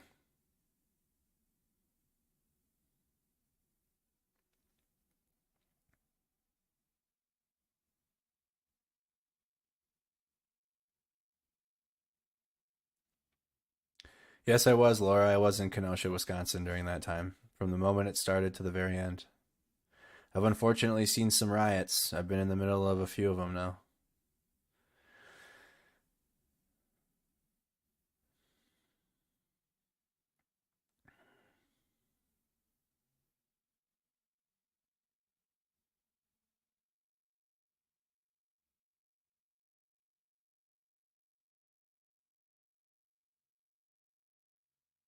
Wow.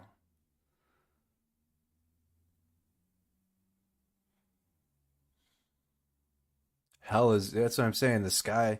But you gotta realize, I gotta keep reminding myself how much. I mean, this is just proved to me how much more trained and how much more advanced the United States military is. And I guess I took a lot. I mean, I'm thankful for a lot of the training I received, and I definitely took it for granted when I was receiving it, because oh my goodness. I report just Facebook and Twitter. Facebook, Twitter, Discord server, and YouTube.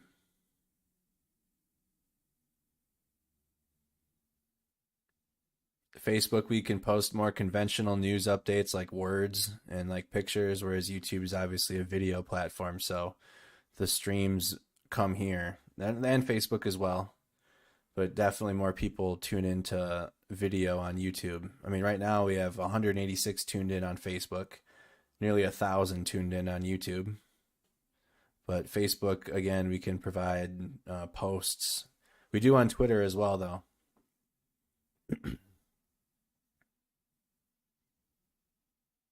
Wow, though, you can sit there. I mean, we were able to tune into the CCTV footage, and this was when the war first started, and they had cameras. Oh my goodness, James Hayes, $50 to the Cash App. Keep up the great job. Thank you, James.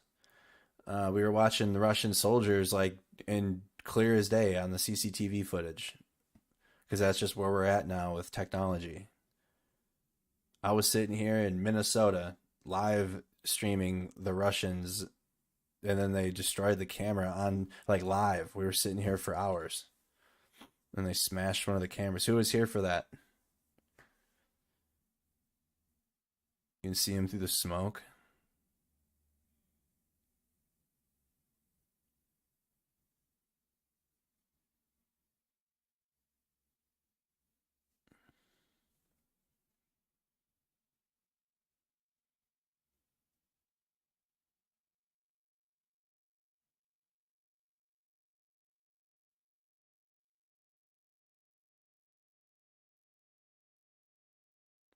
Oh yeah, well Aaron, you're in the right spot. Thank you so much for choosing independent news. I'll be out there plenty this year. Listen, hey, for the you can't with my I do live media, so forecasting's kind of tough, but I do know that midterm elections are coming up. So, and y'all saw how 2020 was during elections. Oh my God, help! I'll be out there though. Hey, hey, hold on. Listen, hey. I got what I need now. Shot it from 2 years ago, and you guys helping out. So I got the vest. I got everything I need to be out there reporting now. And I wish I was out more so in person for this. I was trying to get a passport, but even if I did get there, I'm not big enough yet to be comfortable. You know what I mean, with sources and people in a foreign country yet, doing reporting in a foreign country. United States, I got it locked down. A few more years maybe under my belt in the United States, try to make it through the 2024 election, and then look to try to travel abroad then. One more time on this video. So right here we're watching UAV footage reportedly showing Russian troops retreating from the Kutskivka and Perlesine towns in the Kharkiv Oblast. So south of Kharkiv, north of Donetsk. Right in here, right where the red marking is, and that is right in the mix of Kramatorsk and Slovyansk. That's right in the region that Rob and Task and Purpose and some of the intelligence reports. I mean, this is the move here. This part of the eastern Ukraine is the next move. All right. Here's video now of Russian troops retreating, and we watched some of it, and we're gonna watch it all again. Showing Russian troops retreating from Kyiv and Preseline towns in the Kharkiv Oblast. So Ukrainian counteroffensive in the region. Going to be lots of fighting going on here. Intelligence reports saying this is going to be the biggest fighting in the region since World War II in the whole Donbas region, which consists of Donetsk, Luhansk, Sloviansk, all the towns that we're seeing. Kramatorsk, the railway station that was hit today, it's part of the Donbas. Russia needs to, and again, in my opinion time, Russia needs to expand their propaganda. They only have Donetsk and Luhansk. That's what the two cities that they have pumping propaganda, but they need to expand that to get their efforts working further, and we'll see how that works. We'll see if that works out for them, but that's what they did in Luhansk and Donetsk. So they already have showed what they're gonna do, or what the blueprint for their moves. So it's all about Ukrainian counteroffensive, and if they can hold, which they've already shown they can. It didn't look. Listen, I was one of the ones too when I first started, and I was watching the Russian forces on the doorstep of the central Kyiv, and they were at the zoo. I was very concerned. I thought Russia was going to take Kyiv in like 2 days. So did Rob. So a lot of channels did. They thought Russia was just powerhousing it, and then we really got to see what's the quote? Except for they're not who we thought they were. Russia is not who we thought they were in terms of their military capabilities. Cindy, thank you for that.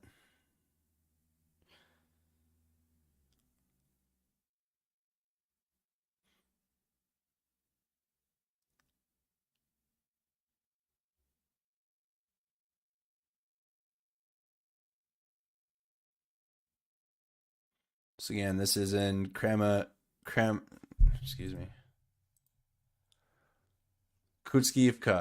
This is in the south of the Kharkiv Oblast, but still in that region. So this shows you that there's already Russian troops that have a foothold in the region if they have trenches built like that. If they have trench systems built like that in this region here. If there's trench systems built in here, then they do have a foothold here already then. Russian troops. I'm surprised there isn't any more red up here, but... Or they did. They retreated from these positions, but they did exist. I mean, they're in the ground. They're dug in. They're dug into this town. Were, I should say past tense. They were dug in.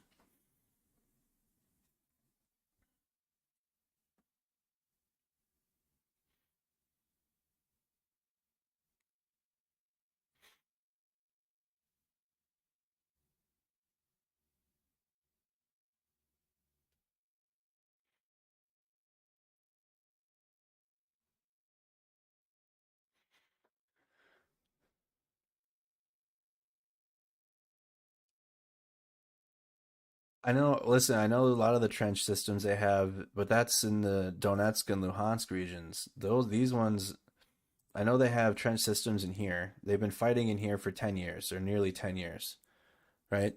So, yes, Russia and both Ukraine are going to have long time trench systems. They've been fighting like World War I style warfare with new tech, with like updated weapons, basically, for the first 8 years of this war. It's been like World War I in here, right, in this area. So this is a little further to the north. So I haven't seen any. This is the first I've seen of Russians embedded in that area, but they were embedded in there. You can see it.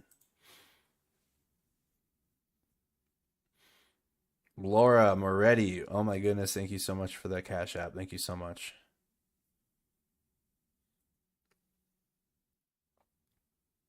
So these are Russian troops again retreating from this area. So it's not like they're setting up. We got the UAVs watching them. They're hitting them likely with the Bayraktar drone and then just watching them in high quality video from the sky.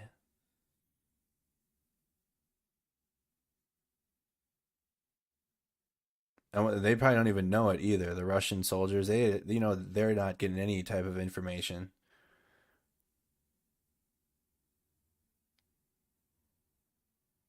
The fact that in the United States military that even the lowest private gets a briefing, you know what I mean?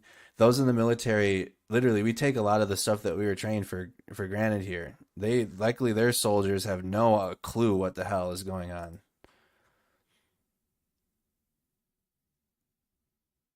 Even the lowest private receives a company briefing or like a platoon briefing, and then it's on the squad leader. But we had a solid squad leader, so we always got the right good information.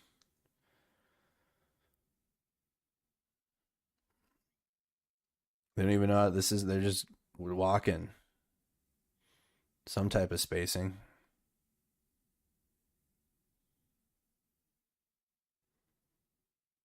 There's no tactical movements or anything at all, ever.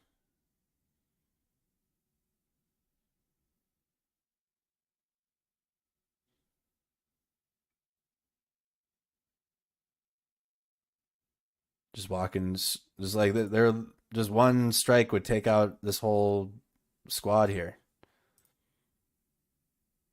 There's bunched up here. There's one guy in the middle and then 3 hanging out in the back. What is that?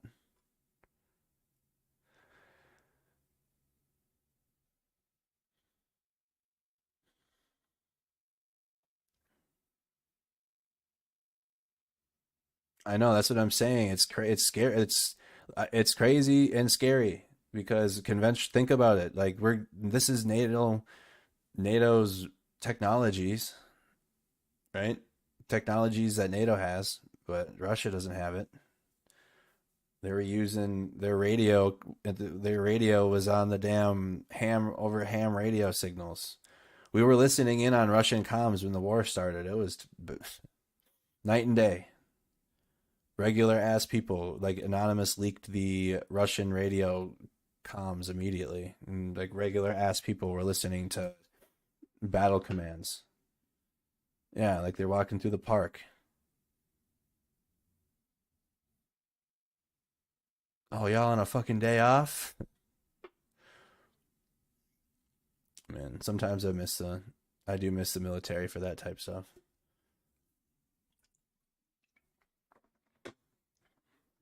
Oh, so y'all just on a day off, huh?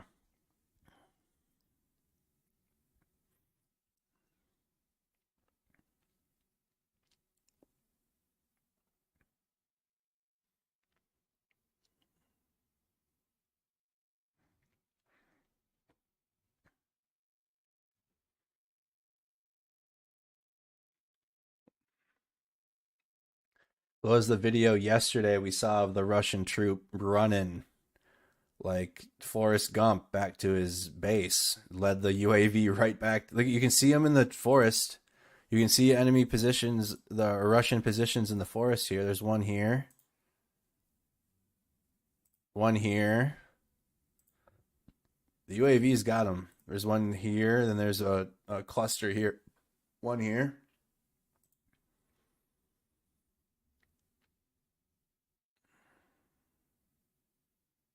Yeah. So the videos, the UAV drones, man. I'd be after seeing what I'm seeing now, like I wouldn't, if I ever got called back for some reason, I would just be looking up the whole time.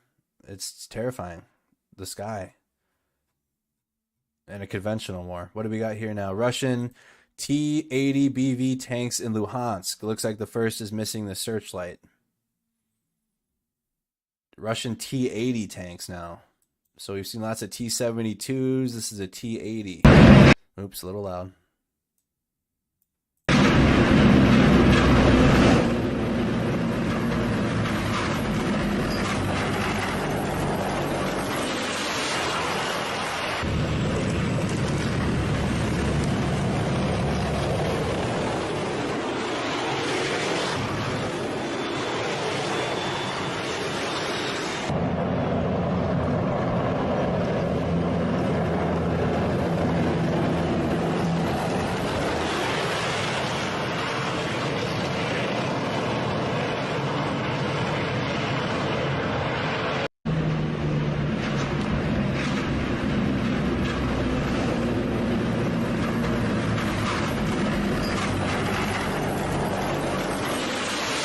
at that though, dude. You're just like, there's nothing protecting. I wonder, can you go inside?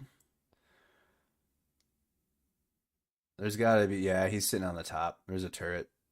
Hell nah. Up there with no armor around protecting you in the turret, dude. That's what, I mean, shout out to some of the early veterans, United States veterans that were in the Humvee without armor on that. Fuck that, dude. Listen. When the war in Iraq started, U.S. Army or U.S. veterans were out there in vehicles that didn't even have armor on them, dude. They didn't have the 1151A1s right away. They had soft armor. Dude, y'all are some hell nah. We had up armor on ours. We had armor on ours. Y'all are some real ones with going out there with soft tops.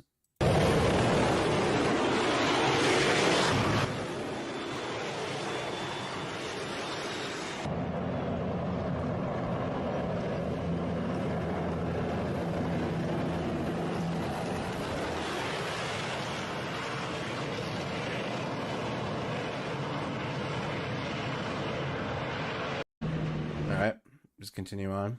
Oops. This video reportedly shows a Russian large landing ship firing A-215 Grad M MLRS at Mariupol in the Taganrog Bay. Firing at Mariupol from the Taganrog Bay, so they're starting to hit them from water. Soft armor. So I'll try to show you Army Humvee. Try to find one without like a here.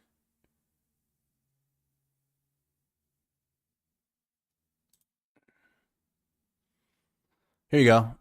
Here's a Humvee that some of the early on, it was a little bit more updated than this, but there's no armor on the doors. You see what I mean? This is what they were out there in, nothing. And then the ones that I got to use looked more like this. See how it's armored? We had another layer of armor too on the door. I'm covering it. Here you go. Just show the picture. There you go. There's an up armored one now this is the one I got to use. See how there's like bulletproof, the glass is so thick. Like there's armor on the turret. That's an 1151A1. So that's what I got to use. A lot more, you feel a lot safer in this thing, or at least in this version, than I'm sure some of the early on vets in the beginning that had to go out there without any of that. And now this is what they got. This is the newest. This is replace the Humvee.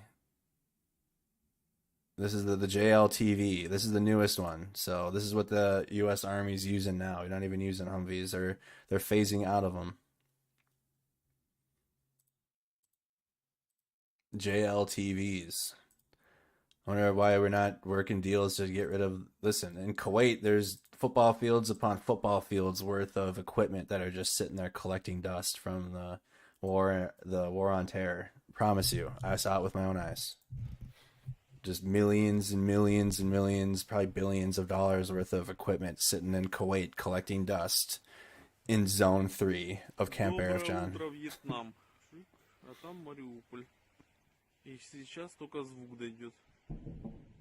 I never got to ride in a JLTV.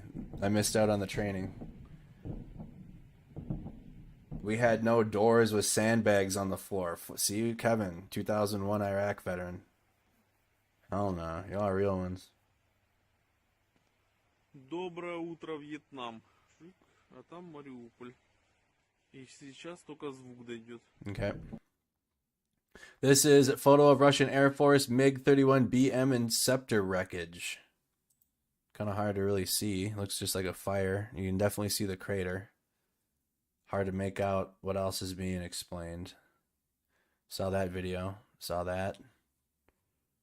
What do we got here now? A Russian BM-21 Grad MLRS firing at Ukrainian positions in the Azov Stol region of Mariupol. So you're going to be seeing lots of Russian. This is a RT video, so this is coming from the Russian side of the conflict. Lots of Mariupol videos. It's just going to be Warzone conflict combat videos in Mariupol. Unfortunately, that city it's very sad. The UAV videos showing what this city looks like now. It's nothing but buildings that are destroyed completely and just conflict happening. That's all that's going on there really at this point now.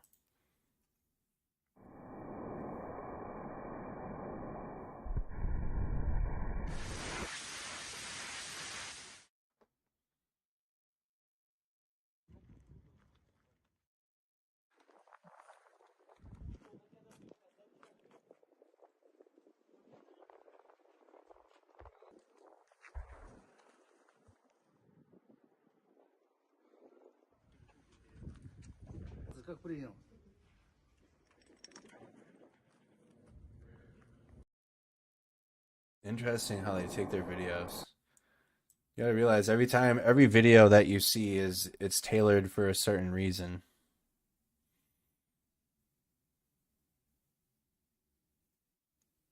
The direction, the way that they make their videos. Okay. Russian MLRS grad. Here's the geolocation position of that. Wow. Can I pull this up on Google Maps like this? Probably not. We'll see. It's gonna be nothing. Oh, it did work. Can we put our nope? All the locations down here are done, huh? Yeah, we can't get anywhere near. Can't get any ground, satellite. We can get satellite video or satellite image though. So though that's taking place in here. Where? Right in here.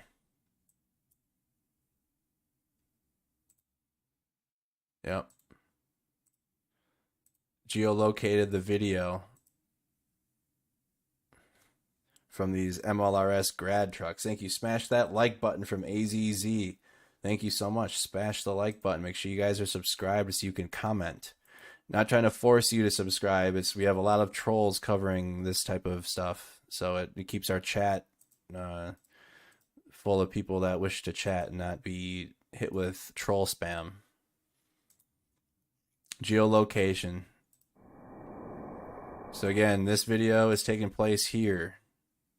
How far away is that from Mariupol? Right here. So they're likely hitting it from the coast, right into Mariupol from here. That is Russian-controlled territory. Russian-occupied, Russian-controlled territory here.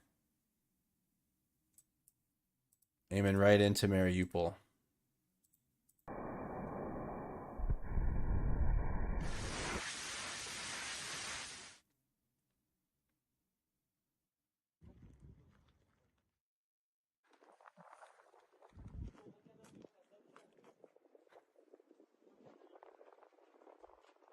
Kevin Neff says, here's a super chat. If we get it to 800 likes, I'll throw an additional one. Thank you so much, Kevin. He's challenged the YouTube audience. Geolocated. Confirmed. And in this video, again, a Russian tank firing on Ukrainian positions in Mariupol. The video also shows the Ukrainian BMP-2. Does he show the... Oh, and we got a geo-confirmed location from the... So let's watch this video, and then we'll see exactly where it is on the map. We have a geolocated confirmation. I have found that, listen, hey, if we can find a geographical location that matches a video that we're looking at, and then see what it looks like in the video, and then Google Maps pictures are from years ago, that's a good way to kind of match up and see if the video's legit or not. The geolocating. It's some of the best things we can do to get relevant and accurate information. В общем, мы находимся на бульваре, на проспекте Единства и бульвар Миотиды. Там с помощью коптера зафиксировали наличие БМП-2 противника. Вот. Достать ее тяжело. Короче, цель ее спугнуть посмотреть, куда она будет отступать. Вот. Разрушения, которые здесь были причинены жилому фонду, произошли из-за того, что... Adapt and overcome, go get overseas experience. Well, I do. I do have overseas experience. I mean, I've been deployed for, it was only 9 months. Like I said, I was blessed. I got in the army after the war was still going, but it was teetering towards the end of it. 2000, I was deployed in 2014. So, I mean, the last convoy out of Iraq on CNN that they showed, and it was just kind of humorous at the time because we were like, okay, another mission today, as like the last convoy coming out. Like, it was junk. It was garbage. But so I do have some, but I need reporting experience. I couldn't do I couldn't do reporting if I was still in the army because it's OPSEC. You can take video, but hell no. The army is listen, that's another thing. The U.S. military is so much more strict on video and shit. Like, you get in trouble. You get in trouble for taking, like, I'd be terrified to take video in the military, like, of things, unless it's approved. You get thrown in jail or kicked out of the military. I know people that got kicked out for trying to charge their mobile devices on the MTS system, or they got deranked all the way to E1. They take OPSEC a lot more serious in the U.S. military, that's for sure. Что высокая концентрация боевиков была Азова и ВСУ. Сейчас вот танчик разносит дом, из которого, как вы уже видели, боевики долбили по БТРу морской пехоты. Вот. Я наблюдаю попадания очень четкие.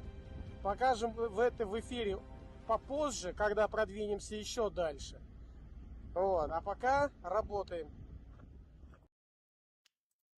So, geolocated, let's find out where this is on the map. We got the coordinates. I wonder if we're not going to be able to get in here. Yeah, I wish all the maps, Mariupol's, you can't even get into it. Oh, there's some spots we can drop in on now. That's inside. The streets, though, let's see what's this here. So this is near, oh, here we go. Let's see. Video of the street.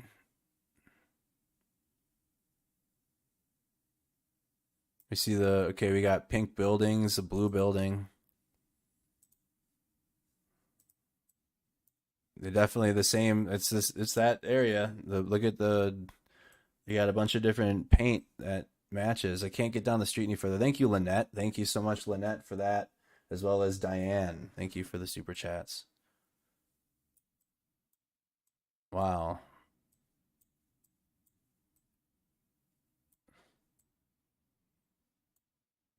I can't. This is the only location I can get to in Mariupol. See if I can find another picture spot.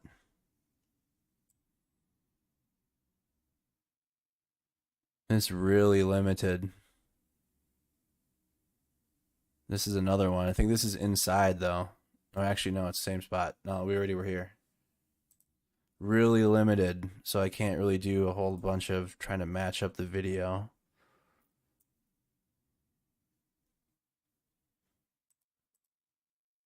It matches the building the buildings are pink, salmon colored, blues, yellows. The ones back here are like pink and white. This one's got blue. Let me see. Blue on the bottom, like a robin's egg blue. Again, hard to... Let me see if there's any other street views. There isn't. This is the only one.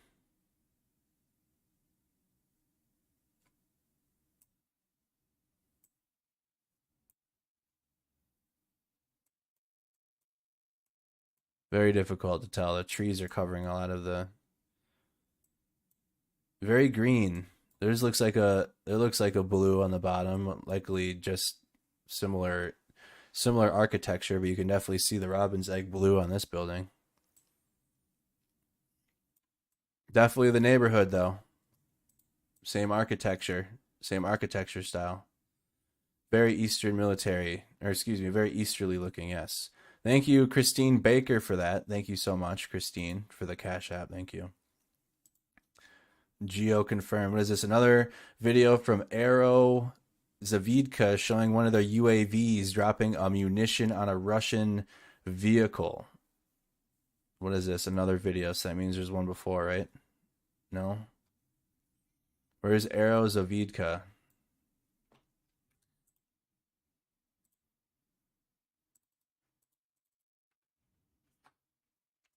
Aero Zavidka. Can't find it?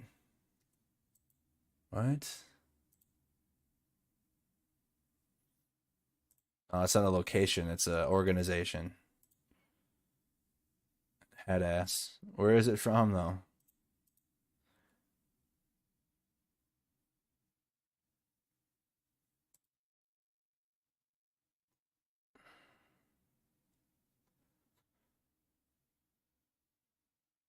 I'm not getting a location from this video.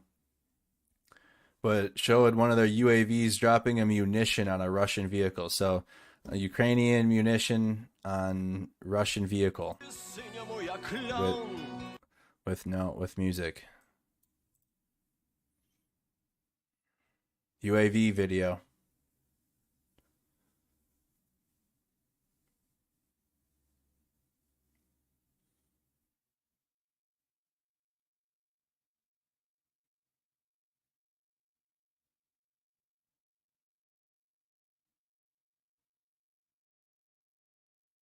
Direct hit. So you can see the thermal of the tank. Is it music the whole way through? Okay, wow. My bad. That scared the Okay, yeah. So you can see the tank in the UAV zoomed in. Even thermal imagery. Look at how zoomed in you can get.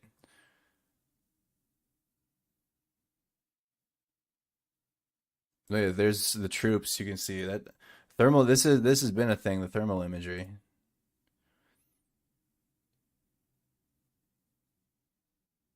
You can zoom right in and see the heat signatures off the tanks.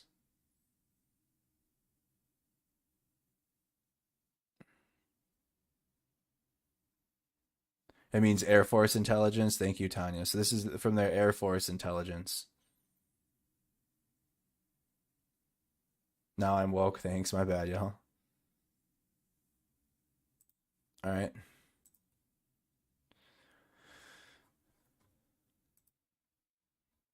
And then this again, we saw this, but video of a soldier from the Azov regiment hitting a Russian DNR BMP-2 with an RPO Shmel. So that's what he's using. He's using a RPO A Shmel. Isn't that the, hold on. Isn't that the thermobaric weapon that the Chechen forces were using too?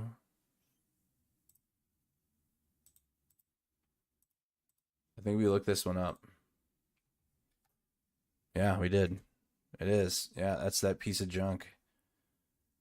So the Azov battalion's using it too. So it's not just the Chechens from, not just the Kadyrov TikTok army, it's also the Azov battalion using it.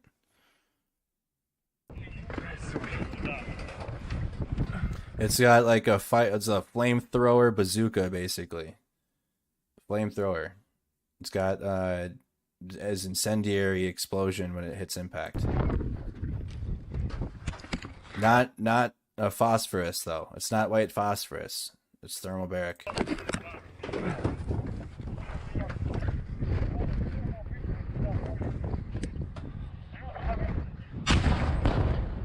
Hit a Russian tank dead on right there. So this is where the Russian tank is. They have a position up here on the rooftop.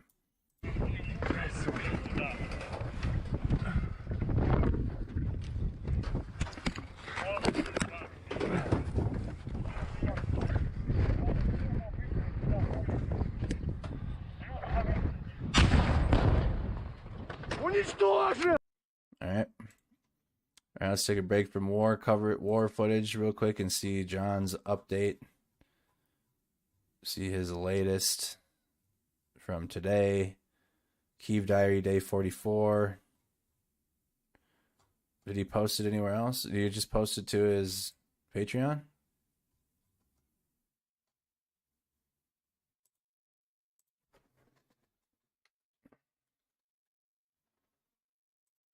See if he posted to his YouTube channel. Thank you so much, Mick, for the $3 super chat. Thank you so much, John Sweeney.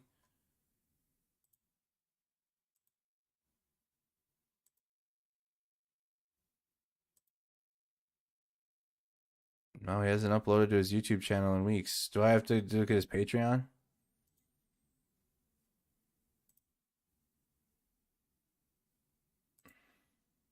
Yeah. Kyiv Diary Day. We're fine. Here we go. Day 44 of Vladimir Putin's war. Went to Borodanka yesterday. And it was... All right. Start it over. Orange hats in the chat. Orange hats in the chat. Kyiv Diary Day 44 of Vladimir Putin's war. Went to Borodanka yesterday. And it was grimly fascinating. A Russian plane had fired 2 missiles into a block of blocks of apartment buildings, killing 26, and you could see a great kind of finger taken out of one block, and the other, just a few panels were hanging on, and then beneath it, empty sky. Next to the flats, there were some which were substantially undamaged, and the Russian army had gone looting. I saw with my own eyes, and I posted pictures of it, open jewelry boxes. Then in the kitchen, one of the Russian soldiers had done a shit in the family's kind of bathrobe in the kitchen. This is an army which isn't an army. It's not fighting the Ukrainian army in any effective way. It wasn't then at the start of the war. What it was doing was looting. There's strong evidence of rape. I haven't come across any of it myself, but my fellow reporters have. And I've seen with my own eyes the Russian army have been executing civilians in Bucha. So when Dmitry Peskov, Vladimir Putin's press officer, says, "We've been taking significant losses, it's a real tragedy for us," I'm tempted to go, well, fuck you. Don't start a war which you then lose. But also, I do feel this, but the Russian army it doesn't deserve its name. It's an organization of thievery and rape and killing. I reflect on all of this in my latest podcast, Taking on Putin, which is out now, episode 2, The Poisonings Begin. You can find it on all labels. Listen out for it. I'm crowdfunding here too as well. If you can help me, thank you. And love from Kyiv. All right, that's John Sweeney. He used to work for the BBC. Kyiv Diary, day 44, on his Patreon. He was talking about the day before. You guys can see. Oh, there it is. I don't know why I didn't see it before on Twitter. It's on Twitter too. And what he was referencing, there's Borodyanka. This is what he saw, and a Russian soldier took a shit in the kitchen in a robe, and it was sitting there. Like their Russian soldiers are on some other shit, man. Looting and rioting, and they said that there's been reports of rape. Just disgusting acts. So this is evidence of looting? Executions of civilians. Hold on a second. The list goes on. Voice, please. This is evidence of looting. Handbag, jewelry box. I smashed down the doors. I walked through into the kitchen. No, a shit.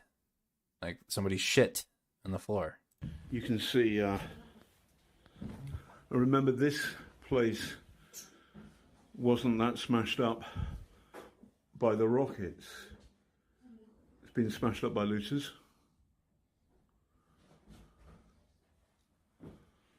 And there's a calendar with a cat.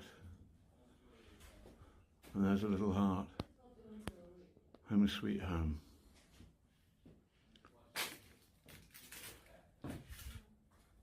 Right here. Russian soldiers shit in the kitchen. So this is... That's from Borodyanka. This is the roundabout city. This is from yesterday.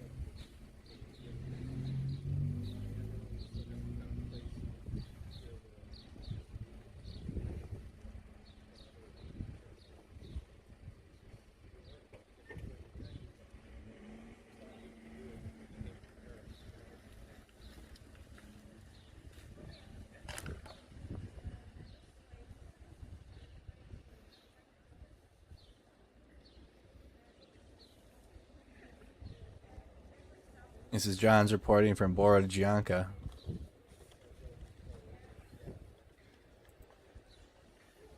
Alright, and then Ursula von der Leyen, that's arrived in Kyiv. That was 23 hours ago. See if he's got any of the latest. That's the video from the train station. Wow.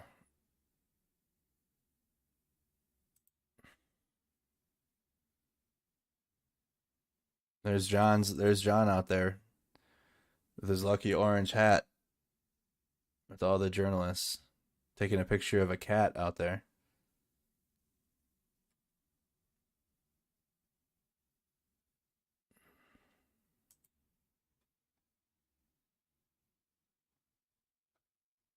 All right, let's go to the list.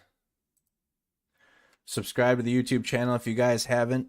Make sure you're following the page. Thank you for choosing independent media to tune into what's going on in the world, what's going on in Ukraine. Next week, I'm looking to expand this into other avenues and other parts of the world and what's going on, and providing more of like a world news coverage, or, well, local news in Minnesota, because I can get out there myself. And then anything in the United States that happens, that's too easy for us because I live in the United States, but world news coverage and expanding this, exactly what we're doing with Ukraine, and doing it with other stories and other big major happenings in the world. Comment where you're tuning in from.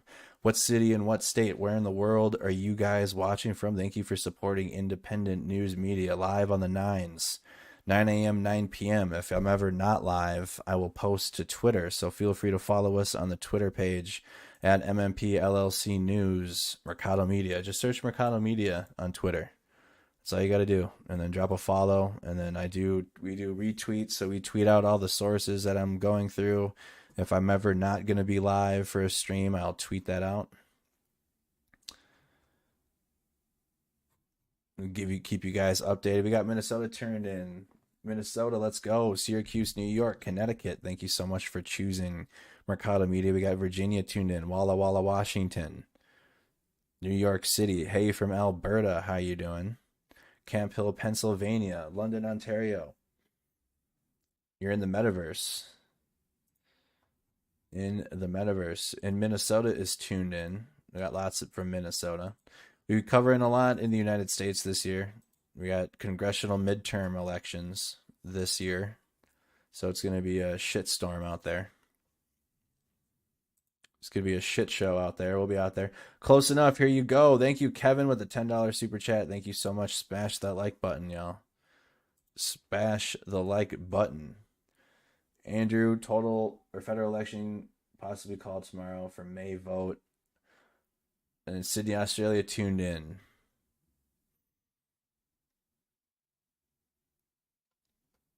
I'm trying to find. So Rob just did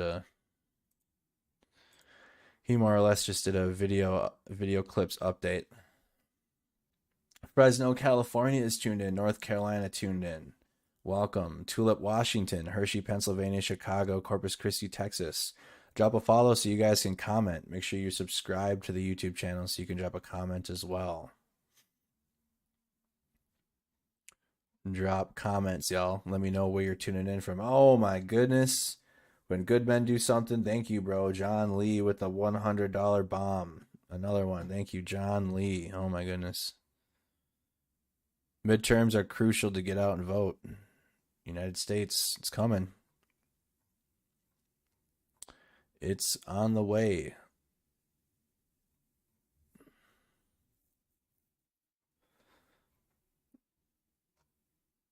That's about it. Today is the 9th. It is now 7 a.m. We can look. It is now 7 a.m. The sun has risen on the 45th day of the Russian invasion of the capital city of Kyiv. It has been more than 1 month, and you get Ukraine continues to fight in Lviv. Glory to Ukraine. UK and Germany won't send tanks to Ukraine. British Prime Minister Boris Johnson said in a joint conference with German counterpart Olaf Scholz on April 8th that it, quote, wouldn't be appropriate for Western allies to meet all of Ukraine's weaponry demands. Interesting. UK and Germany won't send tanks. So, what's the status? What's the latest with the United States tank deal? Where they were sending, let me see, U.S. tank deal. The $6 billion tank deal to Poland. What's this? 3-day update. 3 days ago, Poland signed it. The $4.5 billion Abrams tank deal. So Poland is sending... So this is this is 2 weapon systems that we're replacing now. We're replacing Slovakia's S-300s with Patriot missile systems, and we're replacing Poland's T-7. What do they got here? Polish defense officials said the acquisition will enable the country's military to counter Russia's flagship T-14 Armata tank.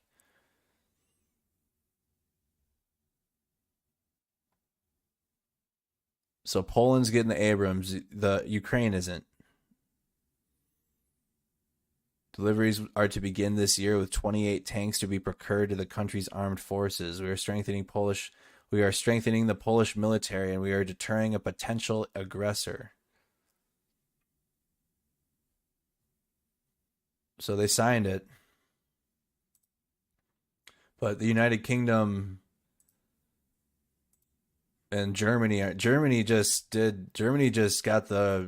most funding for their military ever now.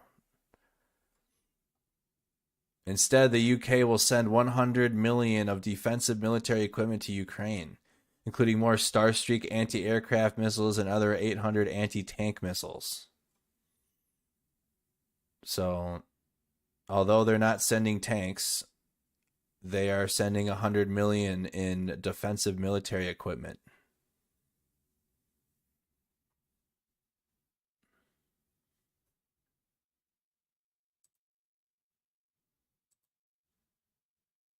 John said rubbish, send Ukraine British tanks, do that now. From John. We also have, I believe, the president of Ukraine. Let's look up Mercado Media on Facebook. We have some clips on our Facebook page as well to everybody that chooses Mercado Media on Facebook.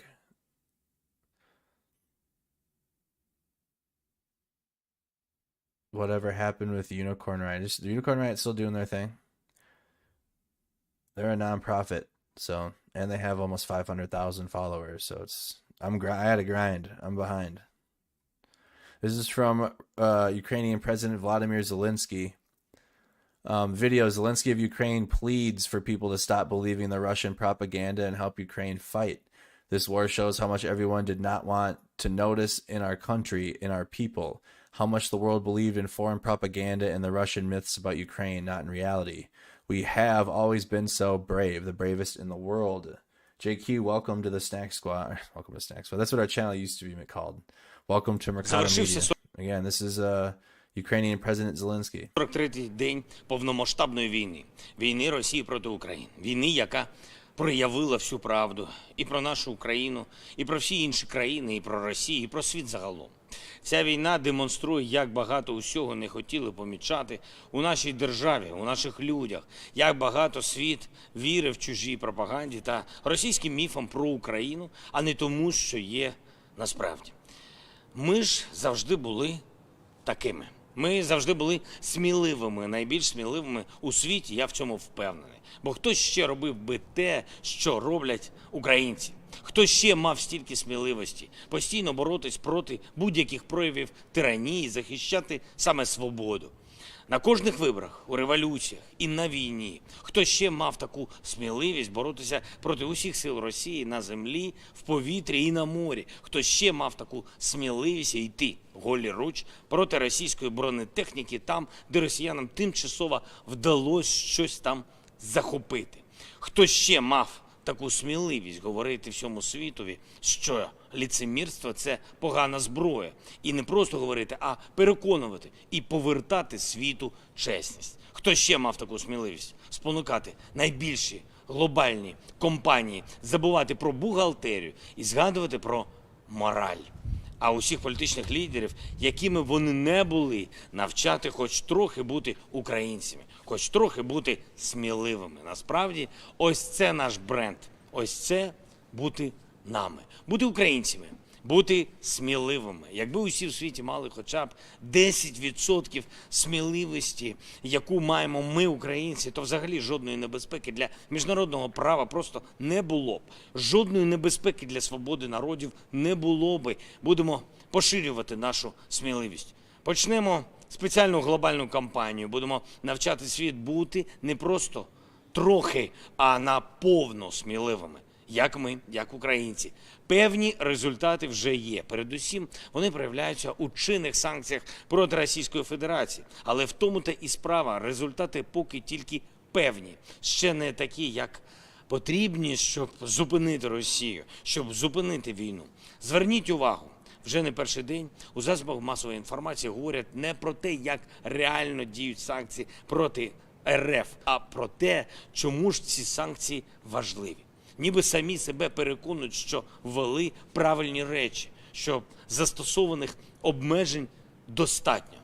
Але ж якби санкції працювали дійсно на 100%, то і не довелось би пояснювати аж так детально і прискіпливо, чому вони важливі. Тому ще раз наголошую, потрібно більше санкцій. Потрібні ще більше сміливі санкції. Сміливість має бути критерієм для оцінки рішень. Сміливість і практичність. В першу чергу українцям потрібна зброя, яка дозволить нам отримати перемогу на полі бою. І це буде найсильнішою санкцією проти Росії з усіх, які тільки можуть бути. Маємо сьогодні непогану дипломатичну новину. Росія поступово програє навіть на тих майданчиках, які розглядала як цілком комфортні для себе. Зокрема, Генеральна асамблея ООН ухвалила рішення про зупинку членства Росії в Раді з прав людини. Цілком логічно, цілком справедливо, але також не без боротьби за це рішення. Вдячні тим державам, які підтримали це. Росія вже давно не має жодного відношення до концепції прав людини. Можливо, колись це зміниться. Але поки що російська держава і російські військові є найбільшою загрозою на планеті для свободи, для безпеки людини, для концепції прав людини як такої. Після Бучі це вже очевидно. А почались роботи ще й по розбору завалів у Бородянці. Там значно все страшніше. Ще більше жертв російських окупантів. А що ж буде, коли світ дізнається всю правду про те, що російські військові наробили в Маріуполі? Там майже на кожній вулиці те, що світ побачив в Бучі та інших містечках Київської області після відходу російських військ. Така ж жорстокість, такі ж страшні злочини. Надходить все більше інформації про те, що російські пропагандисти готують, так би мовити, дзеркальну відповідь на шок усіх нормальних людей від побаченого в Бучі. Збираються так показати жертви в Маріуполі, ніби це не російські військові їх вбили, а нібито українські захисники міста.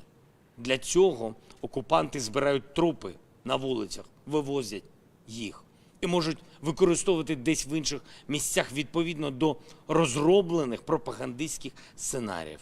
Ми маємо справу із загарбниками, у яких не залишилось нічого.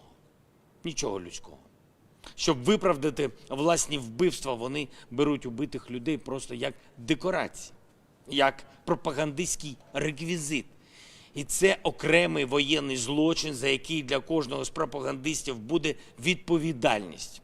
Все більше держав світу підтримують необхідність повного і прозорого розслідування усіх воєнних злочинів російських окупантів в Україні. Кожне вбивство буде розкрито. Кожен з катів буде знайдений. Усі, хто вчиняв зґвалтування чи мародерство, будуть встановлені. Відповідальність неминуча. Сьогодні продовжують звертатись до парламентів і народів сусідніх держав, наших партнерів, наших друзів. Сьогодні була Греція, сьогодні була Республіка Кіпр. Подякував їм за підтримку України і спільних європейських зусиль, щоб примусити Росію до миру. Закликав зробити ще більше для зупинки війни, закликав Грецію використовувати свій вплив як частини Європейського Союзу для порятунку Маріуполя. Закликав Кіпр застосовувати проти Росії спеціальні заходи, такі як скасування золотих паспортів для росіян, а також блокування яхт, блокування інших російських суден, які знаходяться в водах Кіпру. На завтра планую нове звернення до парламенту і народу Фінляндії. Хочу відзначити, що разом з киянами до столиці повертаються і дипломатичні представники інших держав. Вчора повернулось посольство Туреччини. Сьогодні повернувся посол Литви. Раніше у Київ поновило роботу посольства Словенії. Щиро вдячний друзям України, які підтримують нас саме так, як це і потрібно зараз, також і на рівні символів, на рівні дипломатичних жестів. Це також про сміливість.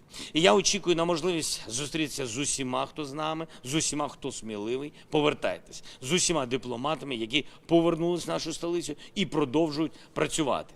Присутність іноземних дипломатичних місій в Києві – це нормальна робота посольств, це чіткий сигнал агресору, що Київ – наша столиця. Не губернське місто Росії, а українська столиця. Збройні сили України продовжують робити все для відбиття наступу російських військ на Донбасі. Підрозділи окупантів на цьому напрямку активізуються і отримують нові сили з Росії. Ми все це бачимо, аналізуємо кожен крок ворога і будемо відповідати жорстко. І вже стійка традиція перед записом цього звернення. Я підписав укази про відзначення наших найбільш сміливих воїнів державними нагородами і званням Герой України. Нагороджені 344 військовослужбовці Збройних сил України. Ще 5 військовослужбовців стали сьогодні героями України. Щиро вдячний за службу кожному нашому захиснику. Щиро вдячний кожній нашій захисниці. Щиро вдячний за сміливість українському народу. Слава Україні! All right, all that from the president of Ukraine, President Zelenskyy. While we were doing that, thank you to Blur, hello. I was MLRS M270 driver from Finland's Army. Thank you so much for your $5 super chat. Forrest H. Armstrong, thank you for your $10 super chat. Thank you so much. I am Groot, member. Been a member for 12 months, almost in a year. Thank you, JQ, for becoming a member again, and John Lee for becoming a member of the YouTube channel. Thank you guys so much for helping support the viewer-funded, viewer-sponsored stream. All right. This is from the defense of Ukraine, just tweeted right now, fresh off the press. Excuse me. The enemy continues to shell the Luhansk region with phosphorus shells. Russian occupiers hit rockets at Kramatorsk railway station. There are dead. All right.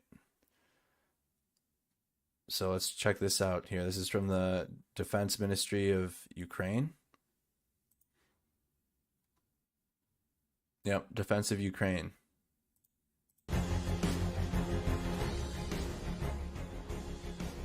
Oh, they're showing a compilation of the updates. We've seen a lot of these clips.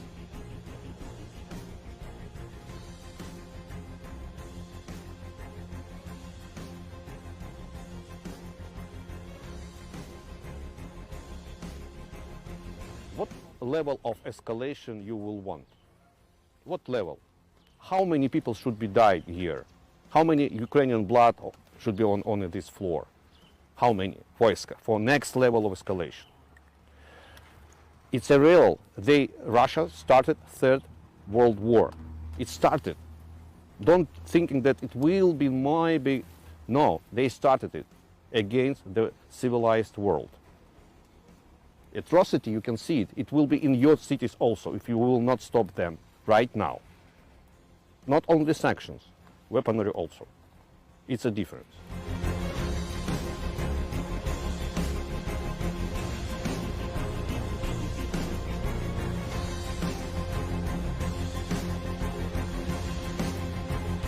Делайте так, чтобы Владимир вашей в армии не пошел. В России пускай гигиену подробнее.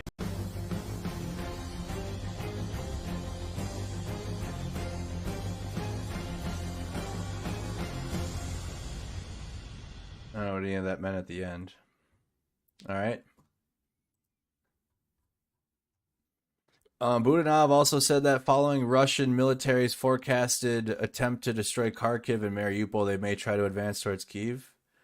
The Ukrainian intelligence, Russian troops regrouping before advancing towards Kharkiv.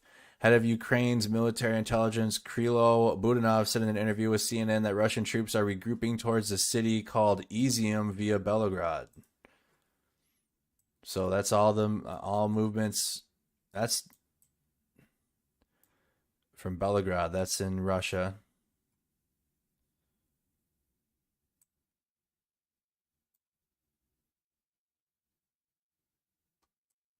Into Kharkiv. That's up here. Why would they make a push towards Kharkiv though? They're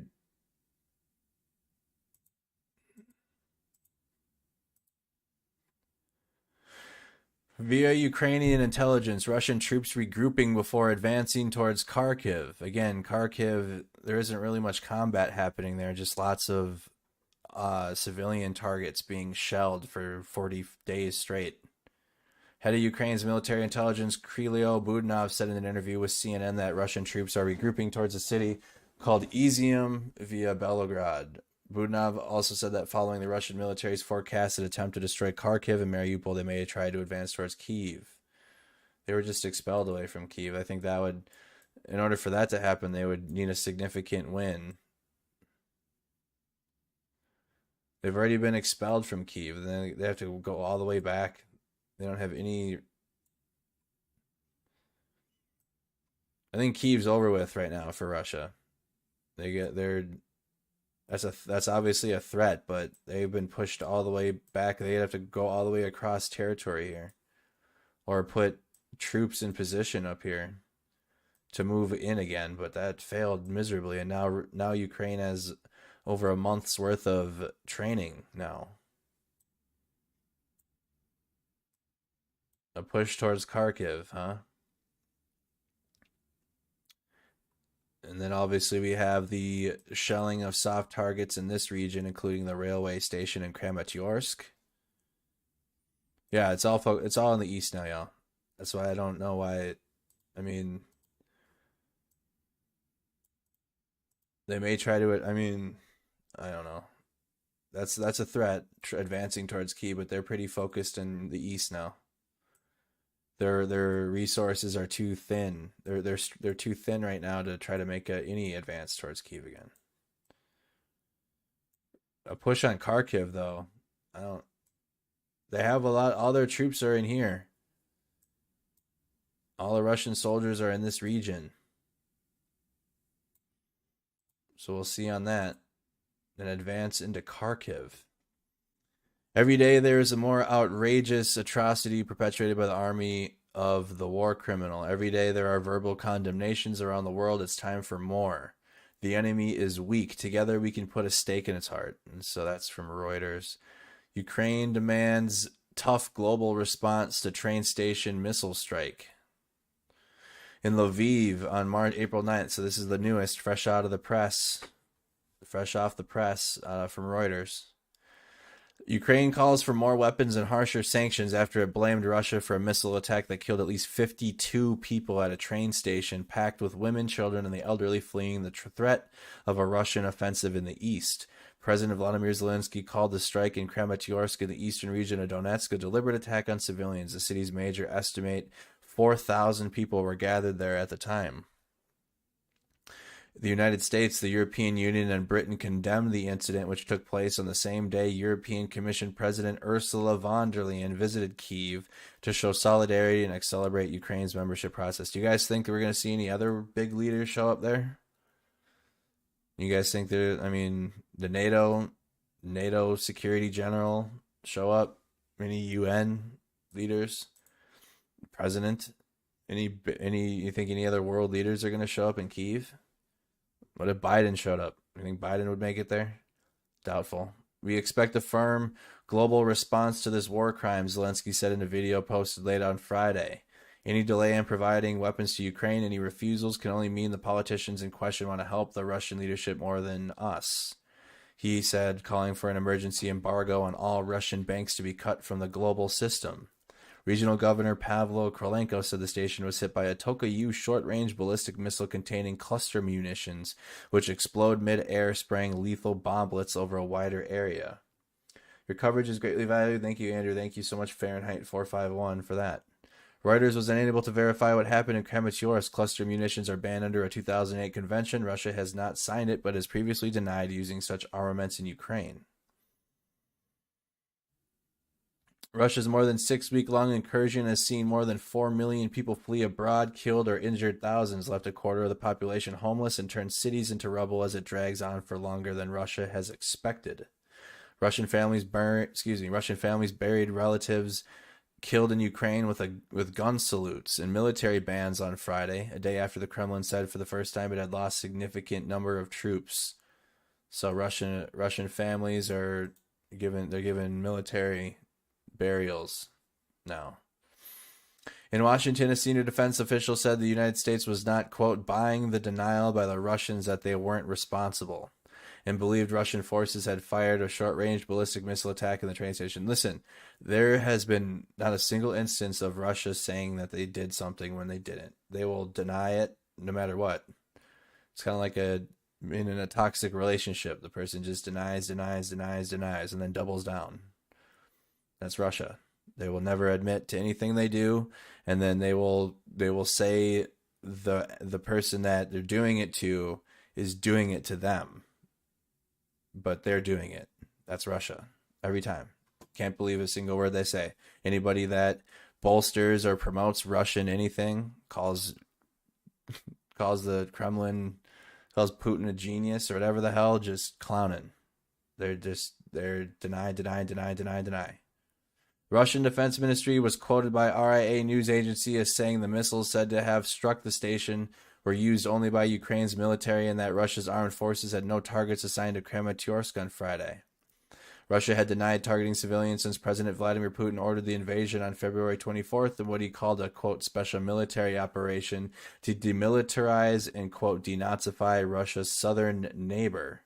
Ukraine and its Western supporters call that a pretext for an unprovoked invasion. Ukrainian officials now expect an attempt by Russian forces to gain full control of Donetsk and neighboring Luhansk in the east, both partly held by Moscow-backed separatists since 2014. So that's the increased activity in this region that Russia's been propagandizing for 8 years now. The Kremlin said on Friday the, quote, special operation could end in the foreseeable future with its aims being achieved through work by Russian military and peace negotiations. NATO Security General Jens Stoltenberg has warned the war could last months or even years. Believe it. It's already lasted years. It's already lasted 8 years. They need help from America. They need help from the ignorant people in America to bolster their narrative. The White House said it would support attempts to investigate the attack in Kramatorsk, which Britain's Prime Minister Boris Johnson said showed the depths to which Putin's vaunted army has sunk. At least 52 people have been killed in a blast, according to the Regional Military Administration. Not as usual. The wreckage of the missile bore the words "for the children" on the side. Russia has for years accused Ukraine of killing civilians, including children, with strikes in a separatist-held eastern Ukraine. As Russia concentrates on the east, Ukrainian forces said late on Friday that they had repelled 7 Russian attacks, destroying 9 tanks, 7 other armored vehicles, and 2 helicopters. Reuters cannot independently verify that. So Ukraine making a statement, Reuters couldn't independently verify. Following a partial Russian pullback near Kyiv, forensics team on Friday began exhuming mass grave in the town of Bucha. Authorities say hundreds of dead civilians have been found there. So, full-on evidence of a mass grave in Bucha. Here's an image of it.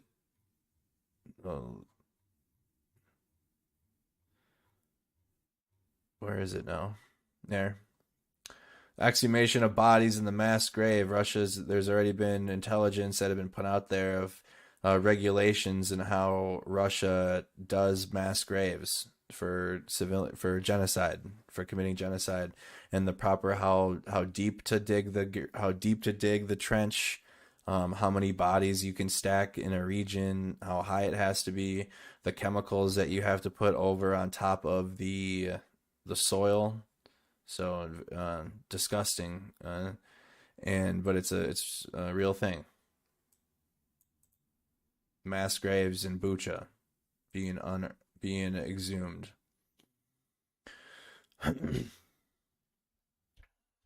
Russia has called allegations that its forces executed civilians in Bucha a monstrous forgery, just like aimed at deintegrating its army and justifying more sanctions. So of course, a monstrous forgery.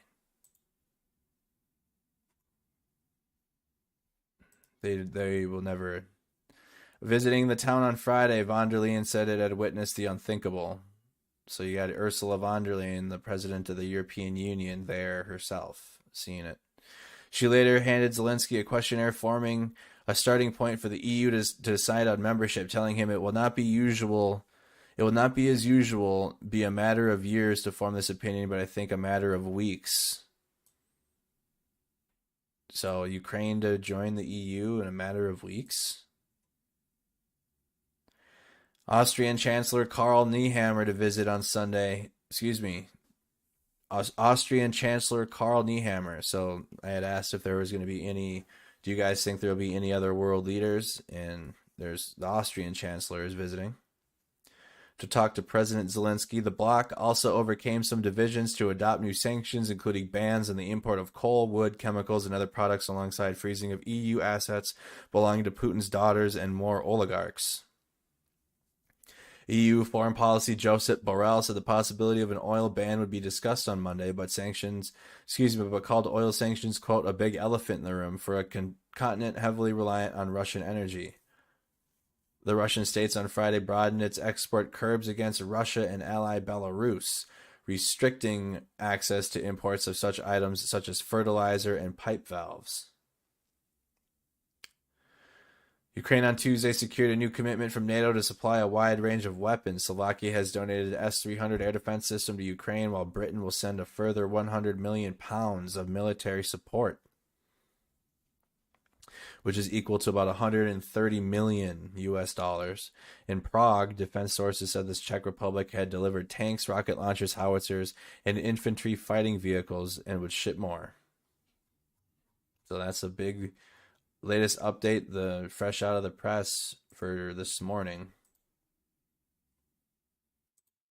Let's check it out and see if there's anything new.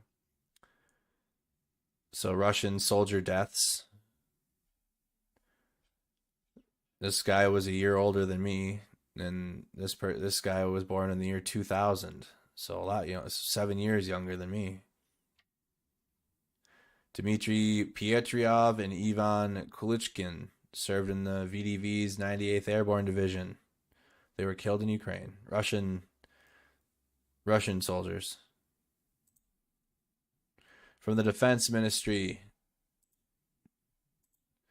the Minister of Defense of Ukraine addressed the partner countries from Gostomel destroyed by Russian invaders and called for providing us with a long-range weapons. So that is what is happening now. Where is he at? In Gostomel. That's over here.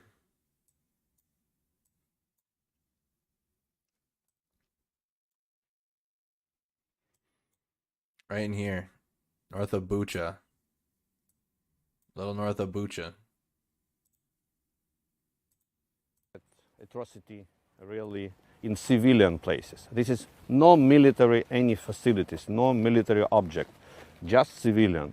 The same you can see in Bucha, in Irpin, in Dmitrievka, and today you can see in Kramatorsk. They're using the Tochka-U on a railway station with the people that died or wounded, and they continue to do it. They are going to do it in the Donbas, they continue to do it in the south of Ukraine. And it's very important to understand for your government, your people, that we need more weaponry, we need more modern weaponry, not old-fashioned Soviet weaponry. I mean NATO standard. And your country, your government, have it. You can do it. It's very easy. We need MLRS, it's a multi-launch rocket systems. We need tanks, armed vehicles, and we need artillery with the caliber 155, not 152 like in the former Soviet epoch. And your country have it. And I ask you to discuss it in your society that we can take it and we will finish the job. It's a very important message to your country, to your people. Can you tell us why were Ukraine's armed services so successful in stopping and pushing back the Russian invading forces here? We're in the vicinity near Bucha. And what you need specifically, how quickly to succeed the same way in Donbas? I can repeat, we need more long-range weapon, because we can deter them, but we need to kick them out. For that, we need MLRS, to using them more than 30 kilometers, 40 kilometers, 50 kilometers. We need anti-ship missiles to stop them in Odessa, in the Black Sea. We need tanks, a lot of. We need armed vehicles, and I cut him off. We need armed vehicles and what? Probably you saw. So they didn't finish. Wasn't a complete clip. And that is the Minister of Defense who's addressing some of their weapons needs.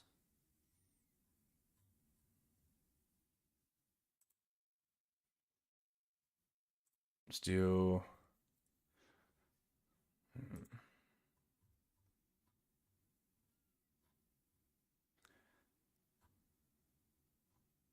Pull up the clip from Rob.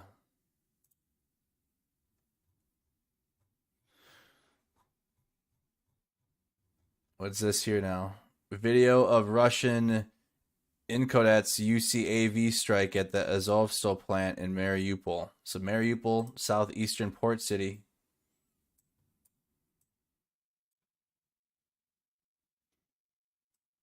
Southeastern port city.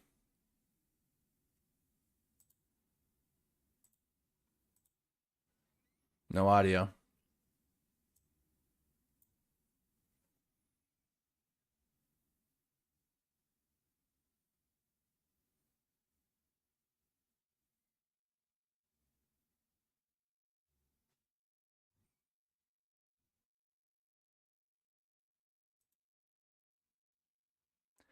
Here's a captured Russian Tiger vehicle. Такі трофеї з Оркляндії. Передавайте мразі ще. Ми знайдемо використання.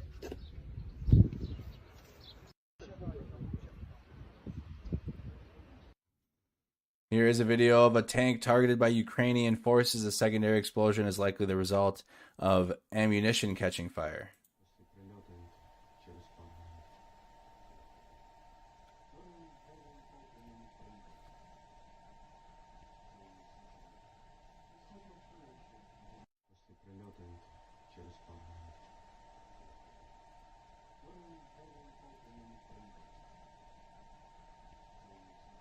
Is this a report on Sky News? Oops. All right, we have this is a whole report. We have just arrived in the center. All right, Sky News credit for report in Kramatorsk. So credit to Sky News. They've been doing a great job on the ground. We have just arrived in the center of Kramatorsk. To tell you, this happened. This is from the train station that at least 50 people have been killed by exploded missile near a railway station in Kramatorsk. This is going to be going into some of those developments. So again, credit to Sky News. It is largely deserted now. This missile attack happened at 10:30 this morning, so it's a few hours ago. I'm going to pull out of the way. You can see what's left of the missile here now. It's basically on a patch of grass outside of the train station. It's large. It looks like a ballistic missile. What we think has happened is that it has exploded in the air over this area because it has distributed explosives throughout this area in multiple locations, seemingly randomly. And I'm going to ask my colleague, Garwin McLucky, just to focus on the words on the side of that missile. Zadeti, it means for children or for the children. And that is some sort of grisly joke written in Russian on the side of that missile. 39 people we know have been killed. 4 of those are children themselves. The station manager here said she thought more than 100 were injured. We alternatively hearing that some 300 people have been injured as well. What we don't know is whether this missile exploded above. For our children sounds a lot like Save the Children. Right-wing group or right-wing there's something with the kids that the Kremlin uses for their propaganda, but it's also used in the United States too. Sounds very similar.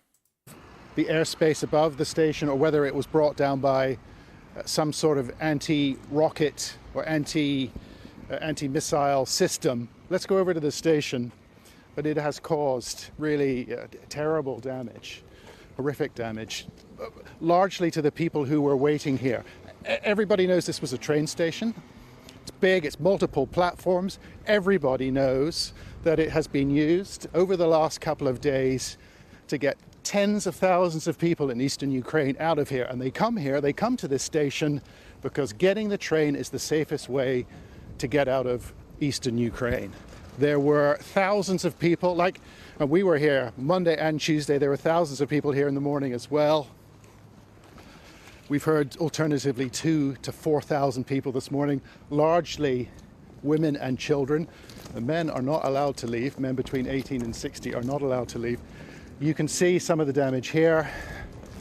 So explosives from that missile have dropped here. Just remember that there will have been hundreds of people queuing up to get inside the train station. We've seen it. And they would have been killed, a lot of them. Terrible damage here. We can see people have brought their lunch, their packed lunches, a few bags here. And then they would have been queuing up to get into the booking hall. I should tell you that the police came and the ambulance, the fire service, the emergency services came very quickly, and those injured have been taken to hospital now. Bodies have been removed, but what I think we're going to find here is luggage in the baggage hall. There we go. There's a lot of luggage here that has been left. We've been here for about 5 or 10 minutes. We've heard people's phones ringing in the bags. Obviously, relatives very worried about their loved ones. They don't know where they are. Some of the bags are damaged. And we've seen people come in. There's one gentleman there now. He can see his mother's bag, but he can't get a hold of his mother himself. There we are. He's asking for his mother's bag. I spoke to him briefly before we came to air, and he said that his mother's not picking up the phone. He doesn't have the money to get to the local hospital. Some policemen here as well. Should we go outside, going onto the platform? We're going to keep going out onto the platform here. Again, parts of that missile, explosive content in that missile, landed here by the train tracks. Again, I don't want to go too close because there is blood. But again, you can see the damage that it has left. People drop their possessions. There's water, there's just personal things, fruit, apples, people have brought for the journey. There's a cap. And again, this is Sky News report in the Kramatorsk train station shortly after it happened yesterday. Everything that people needed to look after themselves on the journey to Lviv, the city in western Ukraine, because that is where people wanted to go. There's a couple of trains per day come to Lviv, and actually the explosives have damaged a train standing out there on one of the tracks. It's now deserted. There are thousands and thousands of people have been queuing up to get on these trains. Now, obviously, it's completely shut the station down. And I should say that there was a missile strike about 30 kilometers from here at a town called Barankova that hit the railway lines. So they already had problems in terms of getting people out of here. The railway lines had been hit just not too far from here, about 30 kilometers away. And we heard this morning that the railway authorities had found a way to get these evacuation trains out despite the damage in this town.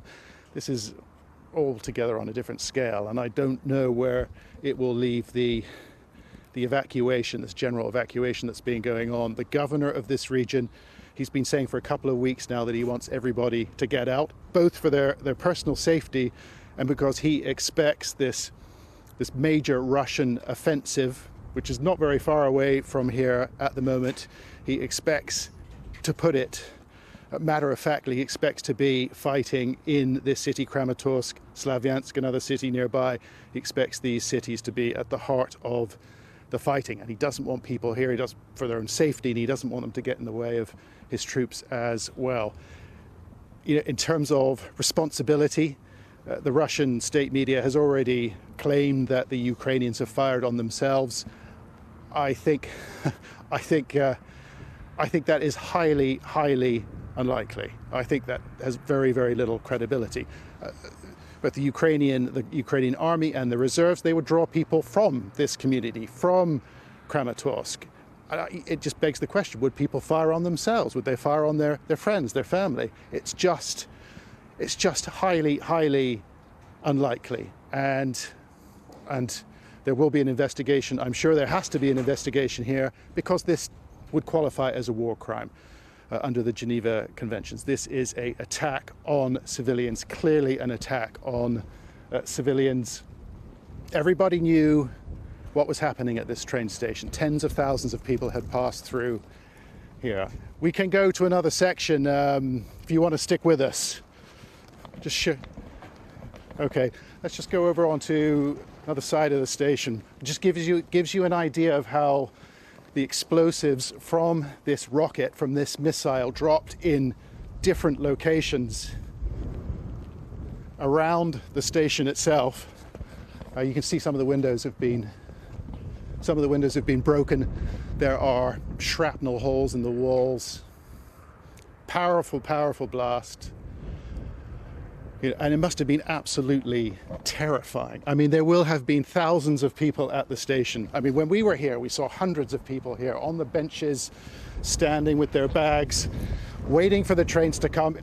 You know, slightly competitive, really, to try and get on these trains. There's so many people trying to get out. There's not enough seats on each individual train for the people who queue up. And then again, here you can see, again, there would have been people sitting here waiting, completely unaware of what was about to happen. Again, it's the same thing. Possessions that have been left. Wow. I can see fruit and apples, water, stuff that people have brought for the journey. Anybody would bring for a long journey, and it is a long journey to Lviv. There's also blood. There's a small crater here you can see. Wow. Probably where the explosives hit. Punched a small hole in the platform. Again, some broken windows as well. So they're going from here, they're going to head into Lviv. That train was supposed to head towards Lviv. Kramatorsk, so that would have been a long journey. From here to over here. Lviv's over here. Here. They were on their way to Lviv.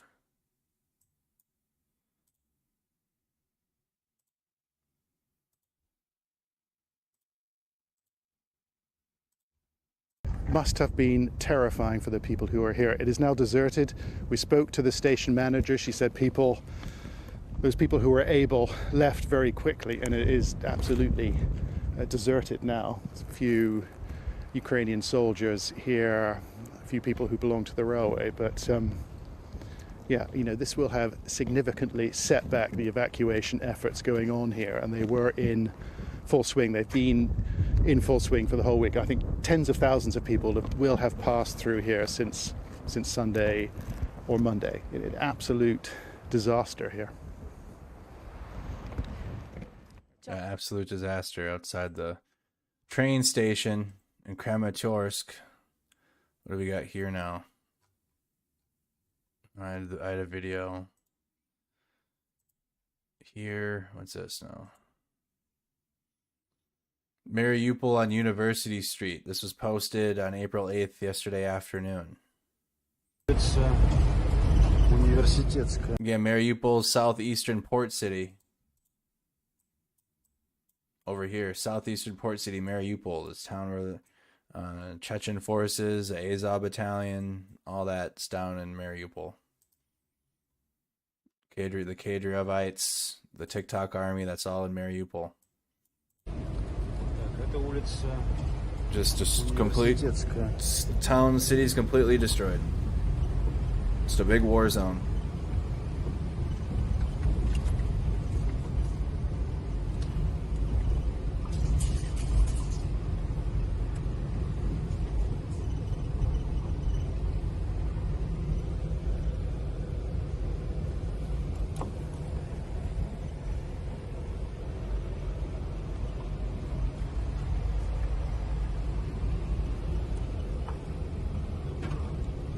Дальше я, по всей видимости, не проеду.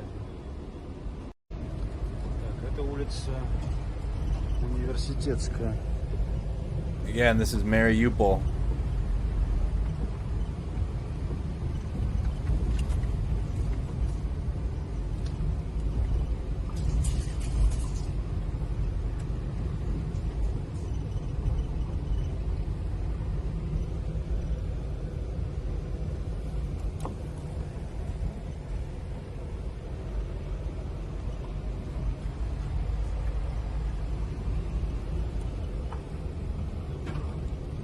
Дальше я, по всей видимости. Said University Street, I won't be able to pass. I was wondering if it was going to be geo-confirmed. In Khabarovsk today, people came out for anti-war pickets. A couple chats that were sent. We had $5 from John Lee. 800 like challenge. I'm sure we'll get there. I'll do the same tomorrow. John and I like the stream tonight and tomorrow night. Thank you so much from Aaron, and then 99 cents from Christine again. Thank you so much to everybody that's sending super chats and the stars and helping support the stream. Make sure, again, you guys subscribe to the channel. Make sure you're following the page, and make sure you like the video. All those things are free to do, and they really do help. Thank you guys so much. Supporting independent media.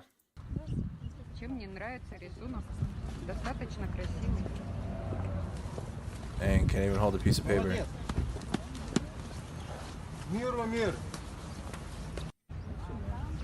Literally. Where is this? And somewhere in Russia. It's got to be, right? Oh, man.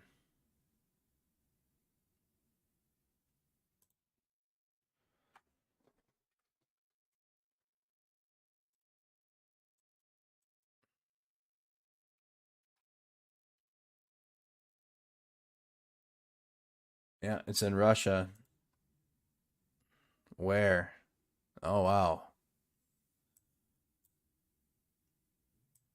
It's over on this side of Russia. Holding up a picture, holding up a painting quietly. Again, here's Ukraine over here. This lady got arrested in Russia all the way over here.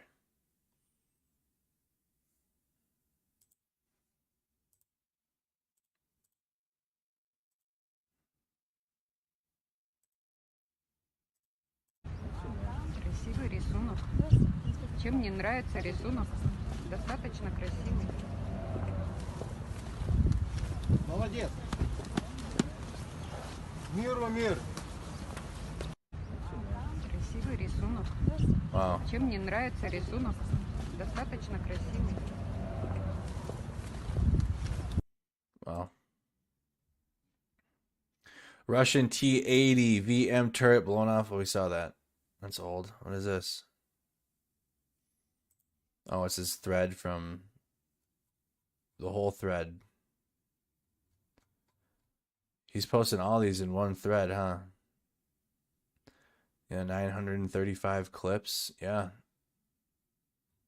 So this is the Chernihiv Oblast, a Ukrainian FGM-148 Javelin caused the rapid disassembly of a Russian T-72B tank. So Chernihiv is to the northeast of Kyiv.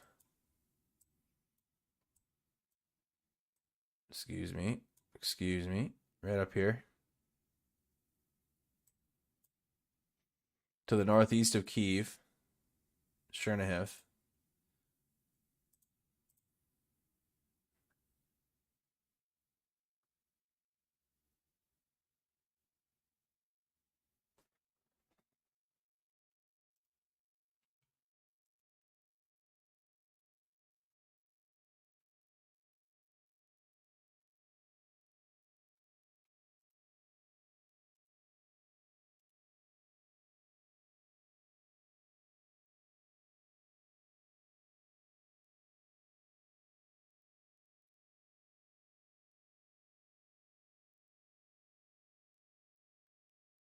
On YouTube, you guys are at 649, now 650. You used to have a nightly goal of 1,000. Taking 10 days off really hurts the algorithm for live stream content.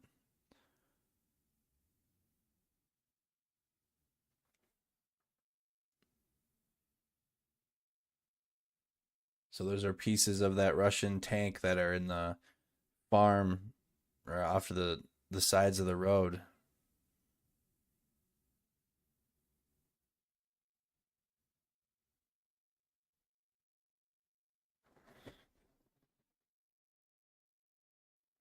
Yeah, it was a tank. Were. Destroyed Russian BTR-82 Alpha. БТРчик. Немного поломался. Ботинки, хуинки.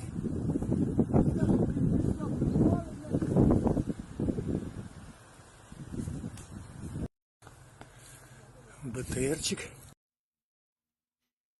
And not too many late clips. I think we've gone through most of the clips now. In the Luhansk region, 30% of residents refused from evacuation and live in bomb shelters. The head of Luhansk RSA. Rubinzin and Popasna settlements remain under endless Russian shelling 24/7. That's that Popasna city that I had to look up.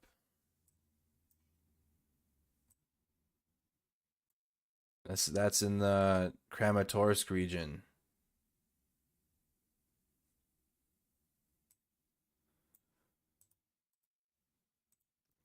Popasna.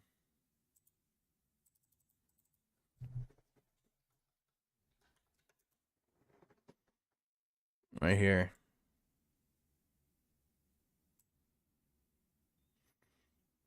Right in between Luhansk and Donetsk, slightly north. Ukrainian forces captured a Russian MTLB vehicle in working condition. So that means they're going to use that for sure.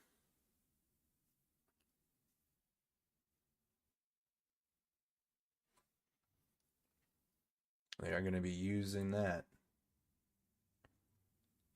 Oh, we have a Ministry of Defense update. All right. Russia continues. So this is the UK intelligence update. Russia continues to hit Ukrainian non-combatants, such as those killed in yesterday's rocket strike on Kramatorsk railway station in eastern Ukraine. Russian operations continue to focus on the Donbas region. Mariupol and Mykolaiv supported by continued cruise missile launches into Ukraine by Russian naval forces. Russian air activity is expected to increase in the south and the east of Ukraine in support of this activity.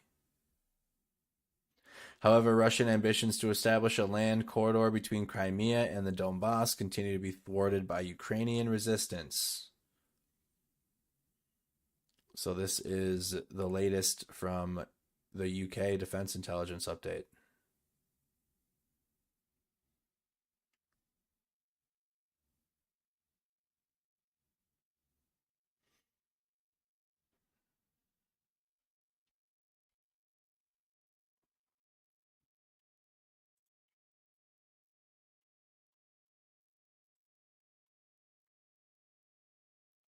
In occupied Melitopol, Russians are conducting forced physicals at roadblocks for all men of service age in an effort to conscript local population.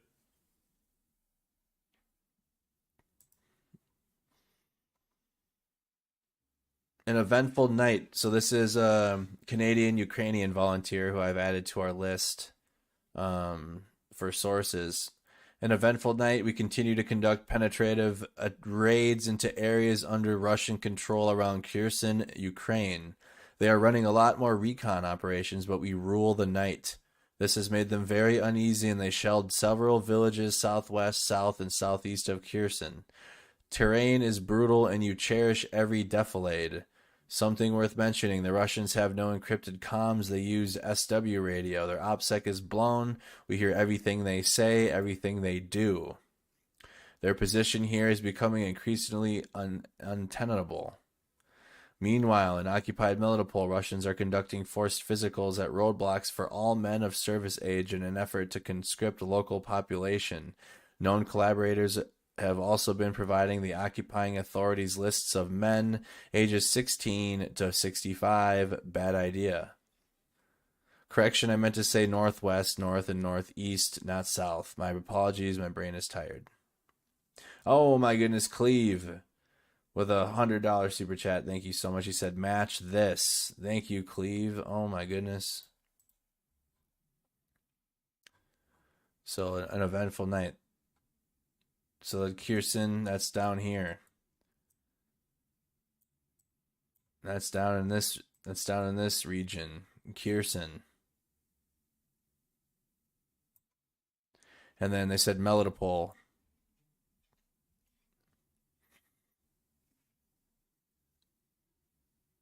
Excuse me, this is Melitopol right here.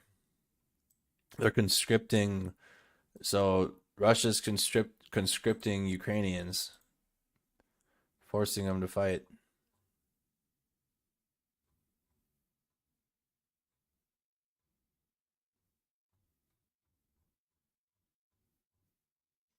That is a good update, and this is, we don't get the full one. Bodies of 132 executed civilians were found in the village of Makariv in the Kyiv Oblast. That was this morning, I believe. Oh my goodness, John Lee. Oh my goodness, John matched it. John, you guys, wow. Oh my goodness, John. Hey. Hey, thank you, John. Thank y'all. Cleve, John, everybody. Thank you. Oh my goodness. Bodies of 132 people were found in Makariv, Bucha district in the Kyiv Oblast. The head of the village of the Vadim Tokar told about it during the telethon. The village was destroyed by 40% of Russian troops that had been under the occupation for almost a month and is one of the most effective settlements in the Oblast. Before the war, almost 15,000 people lived in the village. About 1,000 people remain there now. Makariv. Likely going to be seeing more reports coming out of Makariv then.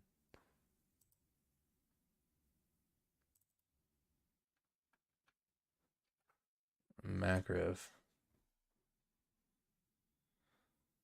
Kyiv Oblast, right outside. To the west.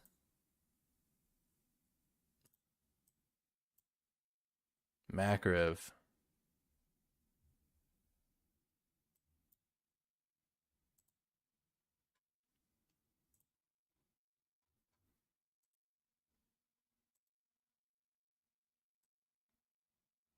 We can go into the town a little bit.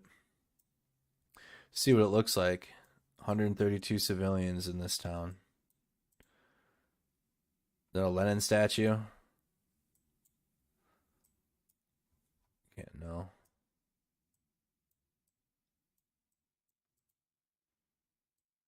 Makarev. I wonder if we're going to be seeing photo and video coming out of here today. Town of Makarev.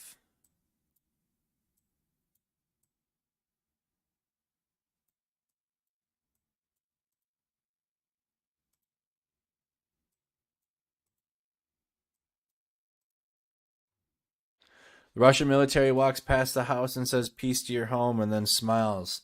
How the liberated Bucha lives now.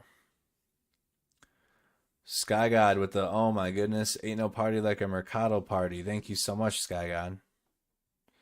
Thank you, thank you.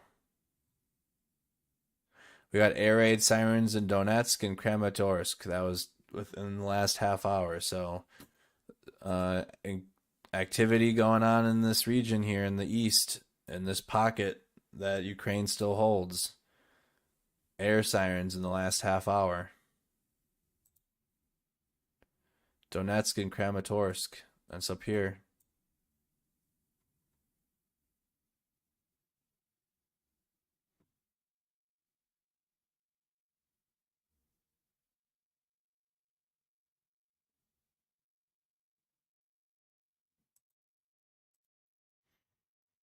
Within the last half hour.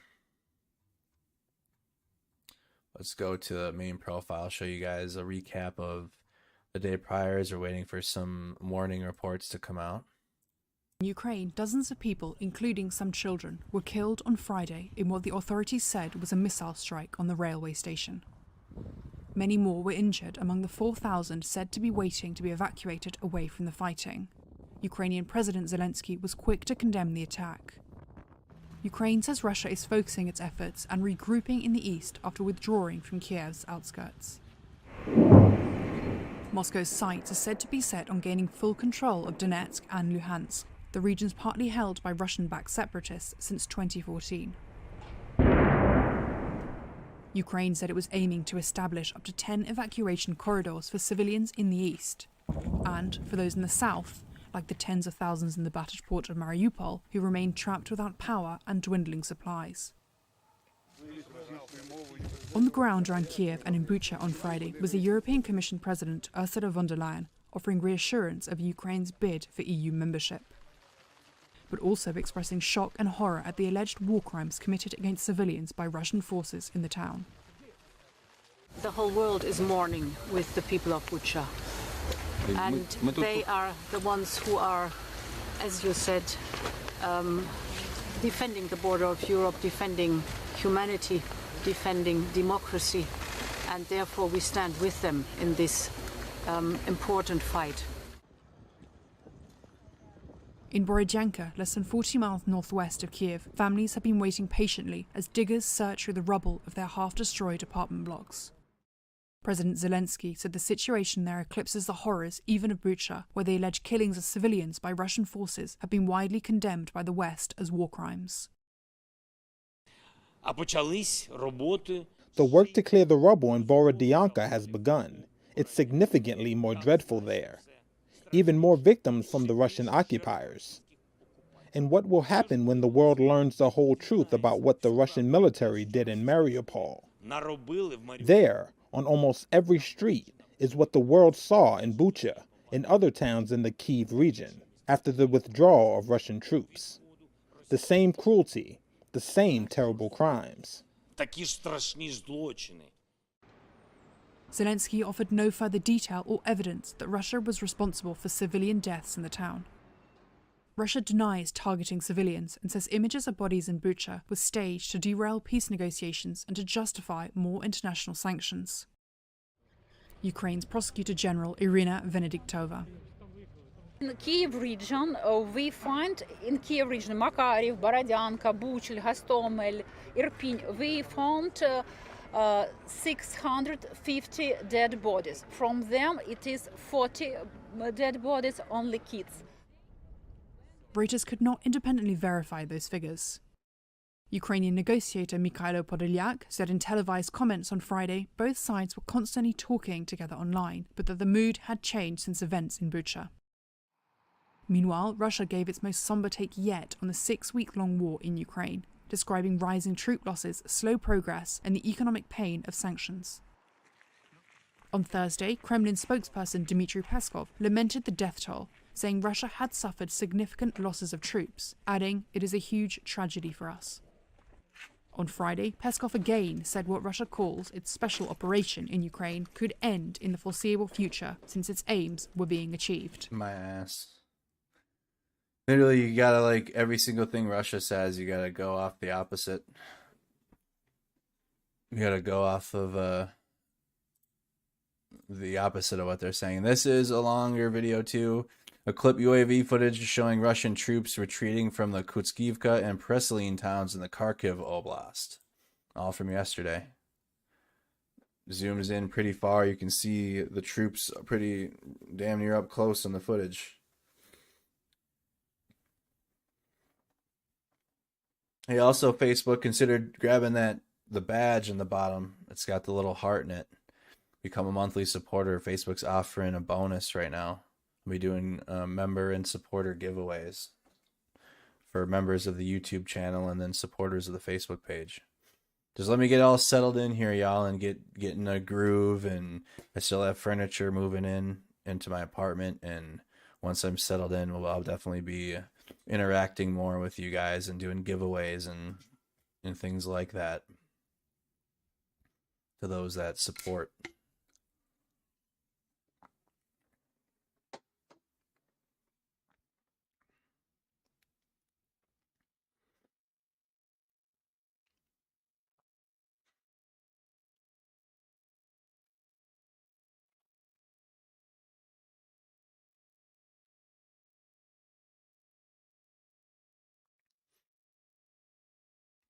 So again, this is in the Kramatorsk region. This is that region of eastern Ukraine that Russia's going to be making a push towards, but we're also seeing intelligence reports this morning or overnight that Russia is going to make a push into Kharkiv, but I don't know about that one. I don't think they have what they need to take Kharkiv. Right now, all we can deal with is, the intelligence reports, but the facts are that Russia is hitting soft targets in this region, which is a preemptive move before you move in. So they are hitting soft targets and committing genocide in here, and that's their move before they make a push. So what is this? Explosions in northern Kharkiv 10 hours ago.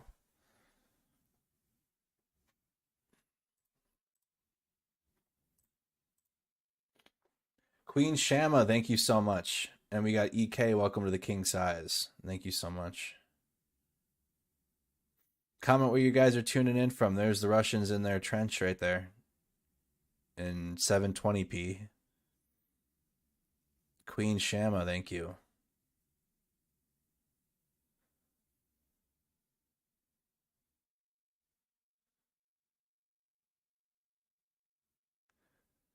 My stream is 420 friendly. There's no smoking inside unless you have a vape.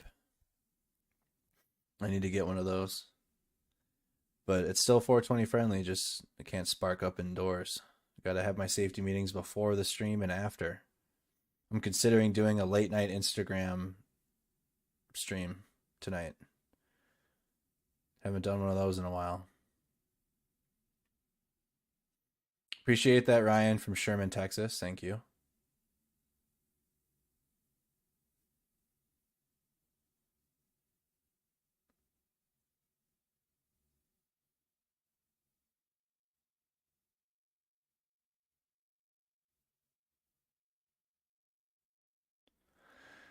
St. Paul, Minnesota. I lived in Fairbanks, Alaska for 4 years. I lived out of the city. I've lived in other places.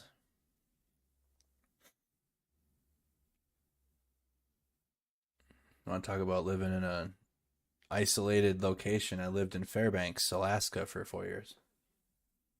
You're literally in a bowl, in a valley.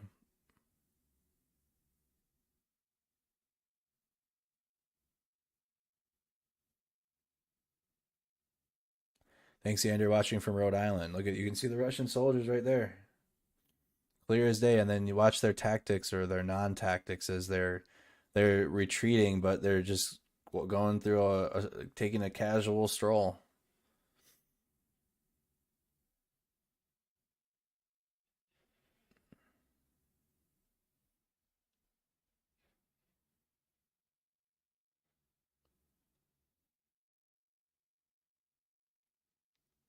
Look at it. No, they're just going for a walk.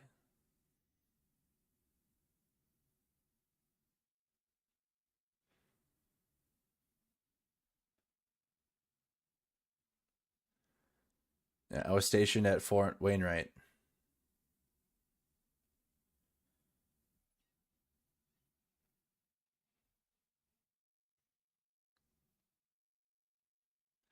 No, y'all probably won't see me do bong rips until I live in my own house. So probably a year or two from now.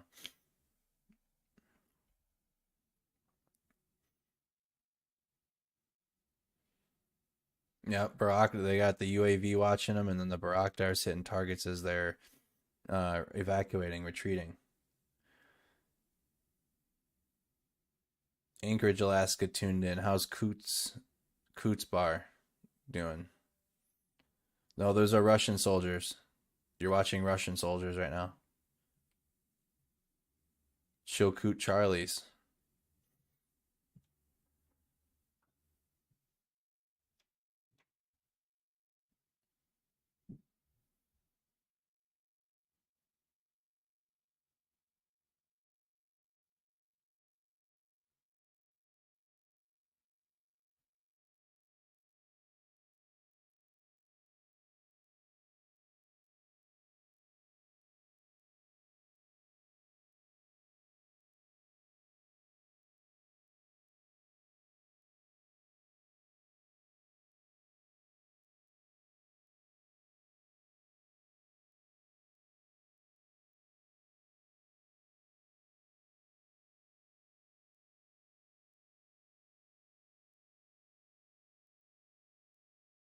They're all in the wood line too.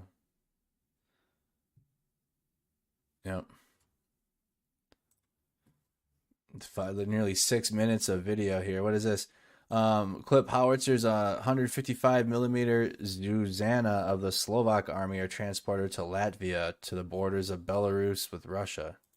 That's loud.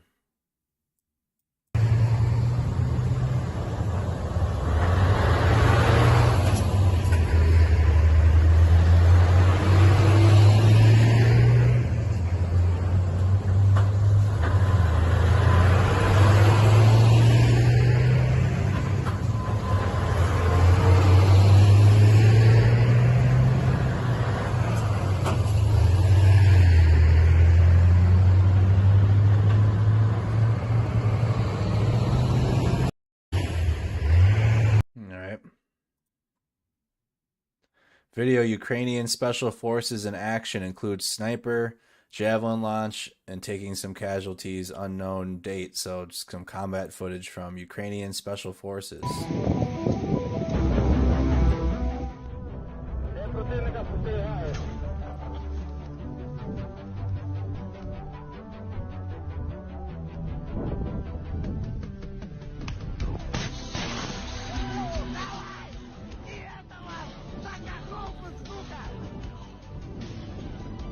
With the 80s music.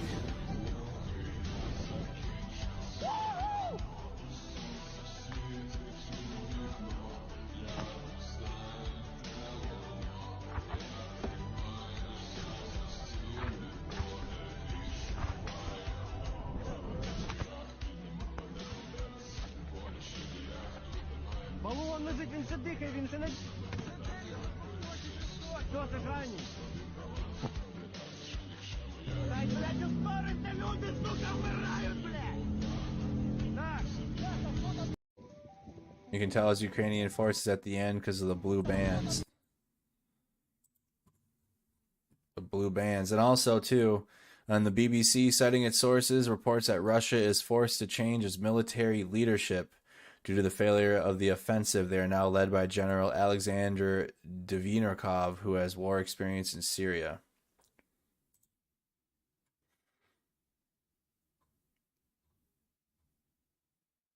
All right. 73rd Brigade captured a Russian T-80U tank, destroyed a transporter, and a destroyed IFV. All right, hey. I think that's going to wrap it up for me for tonight, y'all. Thank you again so much for choosing independent media and Mercado Media for the good paper plates. Thank you so much, Phil. Thank you to everybody so much that sent to the super chats, super stickers. Thank you to everybody on Facebook that sent stars. Thank you again for choosing Mercado Media to tune in to the live streams. Considering making a gaming YouTube channel. I have a gaming Facebook page, but I know a lot of you guys like YouTube. So I'm considering making a YouTube gaming page. But for now, I'm considering gaming tomorrow during the daytime. And then we'll be back with coverage at 9 p.m. So I am going to go live again tomorrow. I know I usually don't. Or I'm not supposed to according to my schedule for tomorrow night. But I'm going to because there's a lot of activity in eastern Ukraine. And we need to keep up on that. We can't take any days off because there's activity every day. And so we're seeing that soft targets are being shelled. And the next move would be for Russian forces to move in. So we need to track that. So I will be live again tomorrow night at 9 o'clock, probably 9:15. I try to keep it within 15 minutes. But 9:15 again tomorrow night. Make sure you subscribe to the channel. Set your notifications to all.